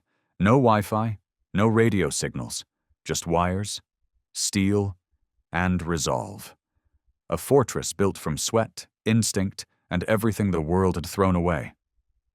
Jonas looked Rook in the eyes. If they come, you don't protect me. Just survive, okay? Rook didn't bark, didn't growl. He stepped forward and gently laid his head on Jonas's hand. One movement, no hesitation, not a command. A choice. Jonas nodded. He strapped on his old ballistic vest, snapped the mag into his sidearm, and checked the ancient smoke grenades left over from his rescue unit days Rook hadn't changed. No armor, no gear, no collar, just thick fur and a fading scar beneath it all. But the real weapon was in his eyes. 12:03 a.m. The signal light behind the garage blinked 3 times. There was a car, no license plate. No one stepped out. No door opened. But they were here. Jonas placed his finger on the trigger. "This is my home," he whispered, his voice steady, tired but unshaken. "And you're the reason I'm still breathing." Rook let out a low growl, not frantic, not afraid. His eyes locked forward, deep into the dark outside the window. Right here, right now, 2 beings once labeled as broken chose to stand in the light, even if what was coming through that door wasn't justice. It was revenge. 10:43 p.m. The first sound sliced through the silence like metal scraping asphalt. Slow, steady, cold. Jonas didn't move. He stood frozen in the dark, his entire body strung tight like a wire. Rook had already taken position, eyes locked on the back door. Then came a sharp click from the circuit panel. The thermal alarm. Gone. A second later, the monitors flickered once, then blacked out. No more cameras, no more signals, just instinct. Jonas nudged the metal floor panel, the hatch, opened with no sound. Rook jumped down first, no command needed. Jonas followed, hauling the pack. Hard drives, 2 shotguns, a fire axe, and the old rusted wrench his father gave him back in his mechanic days. With a pull of the lever, the hatch sealed shut behind them. The lock echoed like the final period at the end of a book no one wanted to write. The bunker was narrow, barely 6 meters long, concrete walls, and 2 side exits leading into the woods. But Jonas wasn't planning to run. Not tonight. 11 p.m. A pale light beamed through the garage window from a distance. Armored vehicle. Jonas peered through a makeshift lens fitted into the old vent shaft. 3 figures, all black, faces masked, no insignia. Their gear was sleek, their movements silent. Not a rescue, not a raid. This was removal. The lights in the bunker turned red. Stealth mode. Rook crept toward exit route 2, the one that led behind the garage. Jonas followed, silent as smoke, heart pulsing with iron, sorrow, and something deeper, something fierce.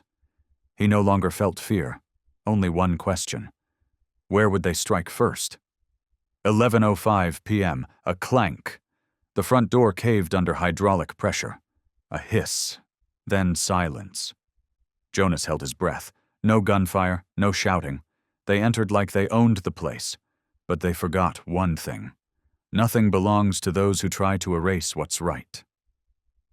Jonas nodded once. Rook understood. He stepped back, near the rear exit, waiting. Jonas stepped into the red light, shotgun in hand, the barrel catching the faintest glint. "You were the right choice," he whispered, "and tonight, I choose to defend it."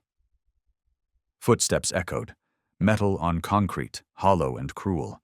Smoke hissed under the crack of the garage door, acrid and sharp, not standard issue. Jonas yanked up his mask, squeezed the trigger. The first shot shattered the silence. A scream. One of them dropped, slammed into the welding rig. Another slid in from the left, rolled into firing position, silencer aimed straight at Jonas. Everything slowed.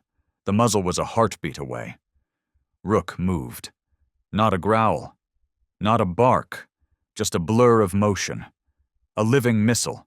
Teeth locked onto the attacker's wrist, pulled him back. Gun clattered across the floor. Jonas spun in time to see Rook flip the man, pin him flat with both front legs. No kill bite, no rage, just restraint, like he was trained. But this wasn't programming, it was a choice.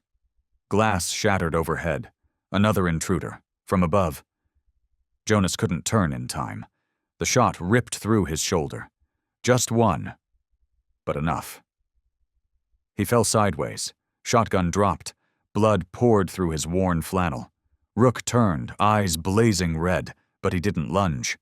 Jonas, eyes barely open, whispered, "No, don't kill." Rook understood. He circled, flanked, and struck from the blind side, slamming into the shooter's ribs so hard the man flew back, cracked his skull against the car lift's steel column. The man hit the ground, unconscious. Not a single bite, not a scratch, just the sound of a growl.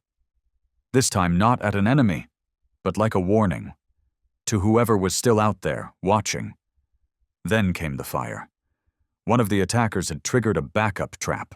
A bottle of Molotov smashed near the oil drums, and within seconds, flames were racing toward Jonas. Rook leapt in, snatching Jonas's backpack and dragging it away from the heat. Jonas gritted his teeth. His right hand was bleeding, his left held a rusted hammer. He dragged himself inch by inch toward the far end of the bunker. Behind him, the fire climbed the wooden beams, licking toward the ceiling. A shout. Another figure emerged from the side tunnel. Rook blocked the way, standing between Jonas and the threat. The man froze. Not from fear of being attacked, but because he'd never seen a K9 stare at him like that. Not like a beast, like a being. He backed away, didn't raise his weapon. He turned and ran. The flames neared the backpack, its fabric starting to smoke. Jonas shouted, voice hoarse, "Rook, the bag!" Rook obeyed instantly, biting into the strap, yanking it back toward Jonas. With one last roll, Jonas and Rook dove into the hatch, pulling the bag in just as the ceiling above them collapsed. A roar, a crash. The garage, gone. Smoke poured down. But in the dark, a faint red beam from Jonas's headlamp flickered on. He gasped for breath. Rook stood beside him, silent, alert, singed fur on his shoulder, eyes locked forward. He didn't whimper, didn't growl, just looked at Jonas, like asking, "Now what?" Jonas smiled, even through the pain. "We're still alive," he whispered, "and they're gonna regret that." In the distance, the whoop-whoop-whoop of helicopter blades, not military thunder, slower, rounder, like clapping from the sky. Rook lifted his head. Ears up, breath steady. Lights, dozens of them, pierced through the trees. Jonas crawled toward the hatch's edge, nudged open the steel lid. A spotlight beamed down on him. But this time, no weapons followed, just voices and camera shutters. Up above, the armored truck had turned away. No sirens, no alarms. But the eye of the sky, the helicopter's camera, had already captured everything. Local broadcast signals had been hijacked. And now the world saw what no one had ever shown. A malfunctioned K9 fighting not to kill, but to protect. Not attacking. Not executing. Just standing between a bullet and a man. Somewhere far away, Zane leaned back from 3 screens. He smiled, quietly, fingers still tapping with surgical rhythm. The data dump from Helix 9 was spreading like wildfire across hidden servers, 9 nations deep. No one could erase it now. Above ground, Jonas knelt in the light, arms raised, shoulder bleeding, clothes burned, but his eyes unbroken. Rook stepped forward, past Jonas. No growl, no snarl, just stillness, in front of hundreds of flashing lenses, dozens of weapons, and a forest full of silence. He looked, not like a survivor, but like a truth. A female reporter pushed past security, shouting over the din, "Sir, do you have anything to say? That dog? Did he save your life?" Jonas, swaying, stood up slowly. Blood dripped down his sleeve. His voice was rough, but clear. "No." He didn't save my life." Everyone froze. Jonas looked at Rook. "He taught me how to live." The helicopter faded into the horizon. The armored truck vanished. No one dared follow, because now all the lights had turned toward this place. All the cameras had chosen their side. A medic dropped to treat Jonas. A reporter knelt beside Rook, gently patting his shoulder. Then, a small child broke through the barrier, hand outstretched. Rook bowed his head. Slowly. Eyes closed, not out of command, not from training, but because Rook wanted to. Across social media, millions watched the moment unfold live. A single headline burned across the screen. Rook, the dog who chose compassion. Jonas didn't fully understand the hashtags. He didn't know what it meant for the algorithm to launch his name and Rook's to the #1 spot nationwide. But he knew one thing. Sometimes, a single right choice could light up 1,000 eyes that once looked away. And today, in a packed hall in the heart of the capital, Rook was lying quietly at Jonas's feet. No leash, no muzzle, no whispered commands to keep him still. Just trust and the pounding of Jonas's heart, loud like a drumbeat beneath his ribs. The host called him to the stage. Jonas didn't wear a suit, just a wrinkled white shirt with a stain of dried blood that hadn't come out, faded jeans, and eyes that hadn't known a full night's sleep in 3 days. He stepped up. The spotlight hit him dead on. The crowd fell silent. "I'm not a hero," Jonas said. His voice was rough, short, director. "I'm just a mechanic who walked into a kill center looking for something that still had a heartbeat." He paused, looked down at Rook, who lay beside him, ears forward, eyes focused on every word. "And I found him." A stir moved through the room. Someone quietly wiped their eyes. "A creature trained to kill, who chose not to, not because he couldn't, but because he didn't want to." Jonas drew a slow breath. Because he saw a child. And instead of following orders, he stood still. No one taught him that. No one wired morality into his head. "So I ask you," he looked around the room, "what is it then, that made a being with no rights, no voice, know when to stop?" Silence swept through the audience like a broken dam. No one answered. Jonas knelt and placed his hand on Rook's back. "That is what we call a conscience." The applause started in one corner, soft, hesitant, but it spread like fire catching dry grass. The entire room rose, applause swelled, it didn't stop. A female senator stepped forward, eyes glassy with emotion.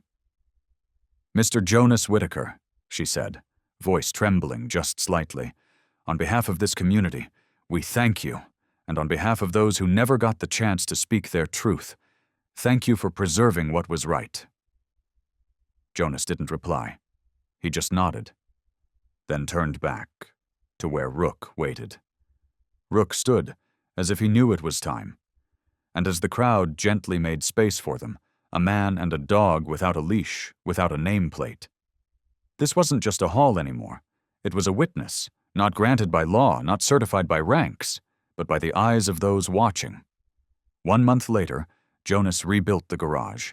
New beams replaced the scorched posts. The walls were painted with fireproof, bullet-resistant coating. But one thing he left untouched. A single dark burn mark shaped like a paw print in the entryway. "That spot," he told the young man helping him, "stays open." Inside, where once had been a bunker, a last refuge, it was now a bright, warm, peaceful room. Not for Rook, but for others like Rook, the discarded canines, the ones stamped unsalvageable. At the center of that room, the first photo was hung. Not of Jonas, not of the night the garage burned, but a blurry, half-burnt image printed from an old USB clip. In it, a young girl, maybe 8 years old, hair falling across her face, curled up under a bed, foreheads touched fur. Not just any fur, but Rook's, the dog who once stood between a child and the barrel of a gun. She had been found. Not by some elite task force, not by a government alert, but through a nameless post on an old survivors forum. Living memory. A space where people once hidden by classified operations dared to speak. The girl, now a young woman, stood in the soft gold light outside the garage. No words were needed. Rook came out first. No command, no leash. He walked slowly, didn't bark. He simply lowered his head and lay down, resting his chin gently on her feet. Just like 10 years ago. She knelt beside him. Her hand moved down his spine, stroke by stroke, as if her fingers still remembered where the scars were buried beneath his coat. "I missed you," she whispered. Rook didn't move, but his eyes closed. A single tear slid from the girl's lashes, landing softly on Rook's brow. Not the tear of a witness, but the tear of someone who had once been forgiven. That night, Jonas didn't say much. He simply stood at a distance, watching two souls, one from a world of blood and silence, the other from a world of shadows and survival, now sitting side by side. No explanations, no accusations, just continuation. The next morning the snow had stopped falling. The sky stretched clear like an untouched lake. Sunlight poured across the wooden porch in front of the garage, where Jonas sat with a steaming cup of coffee in his hands. The warmth didn't matter. His eyes weren't on the cup. They were on the ground, where Rook lay curled beside him, head on his leg, eyes closed, breathing calm.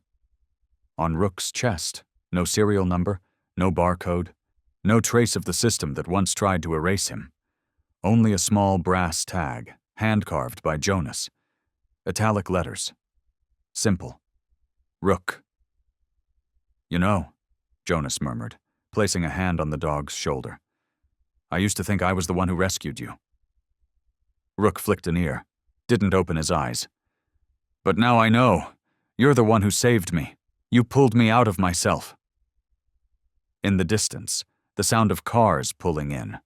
Not the police, not the press, but the first wave of people who had signed up for the program Jonas and the girl had founded. The Redemption Kennel, a haven for K9S rejected by the system. Not a place for obedience, a place for choice. Jonas stood, looked around at the land that once held a burned-down garage. Now it was home, a sanctuary for scarred hearts that never gave up. Rook rose too. No call needed. Side by side, they stepped down into the light. A new day began, not promised to be easy, but no longer steeped in darkness, and for Jonas, that was enough. Because sometimes the ending isn't where everything stops. It's where everything finally begins again. There are wounds you'll never see, but they can be healed. By a loyal gaze, a quiet touch, and a four-legged heart that has never known betrayal. German Shepherds aren't just intelligent, powerful dogs. They are living proof of what our modern world is losing.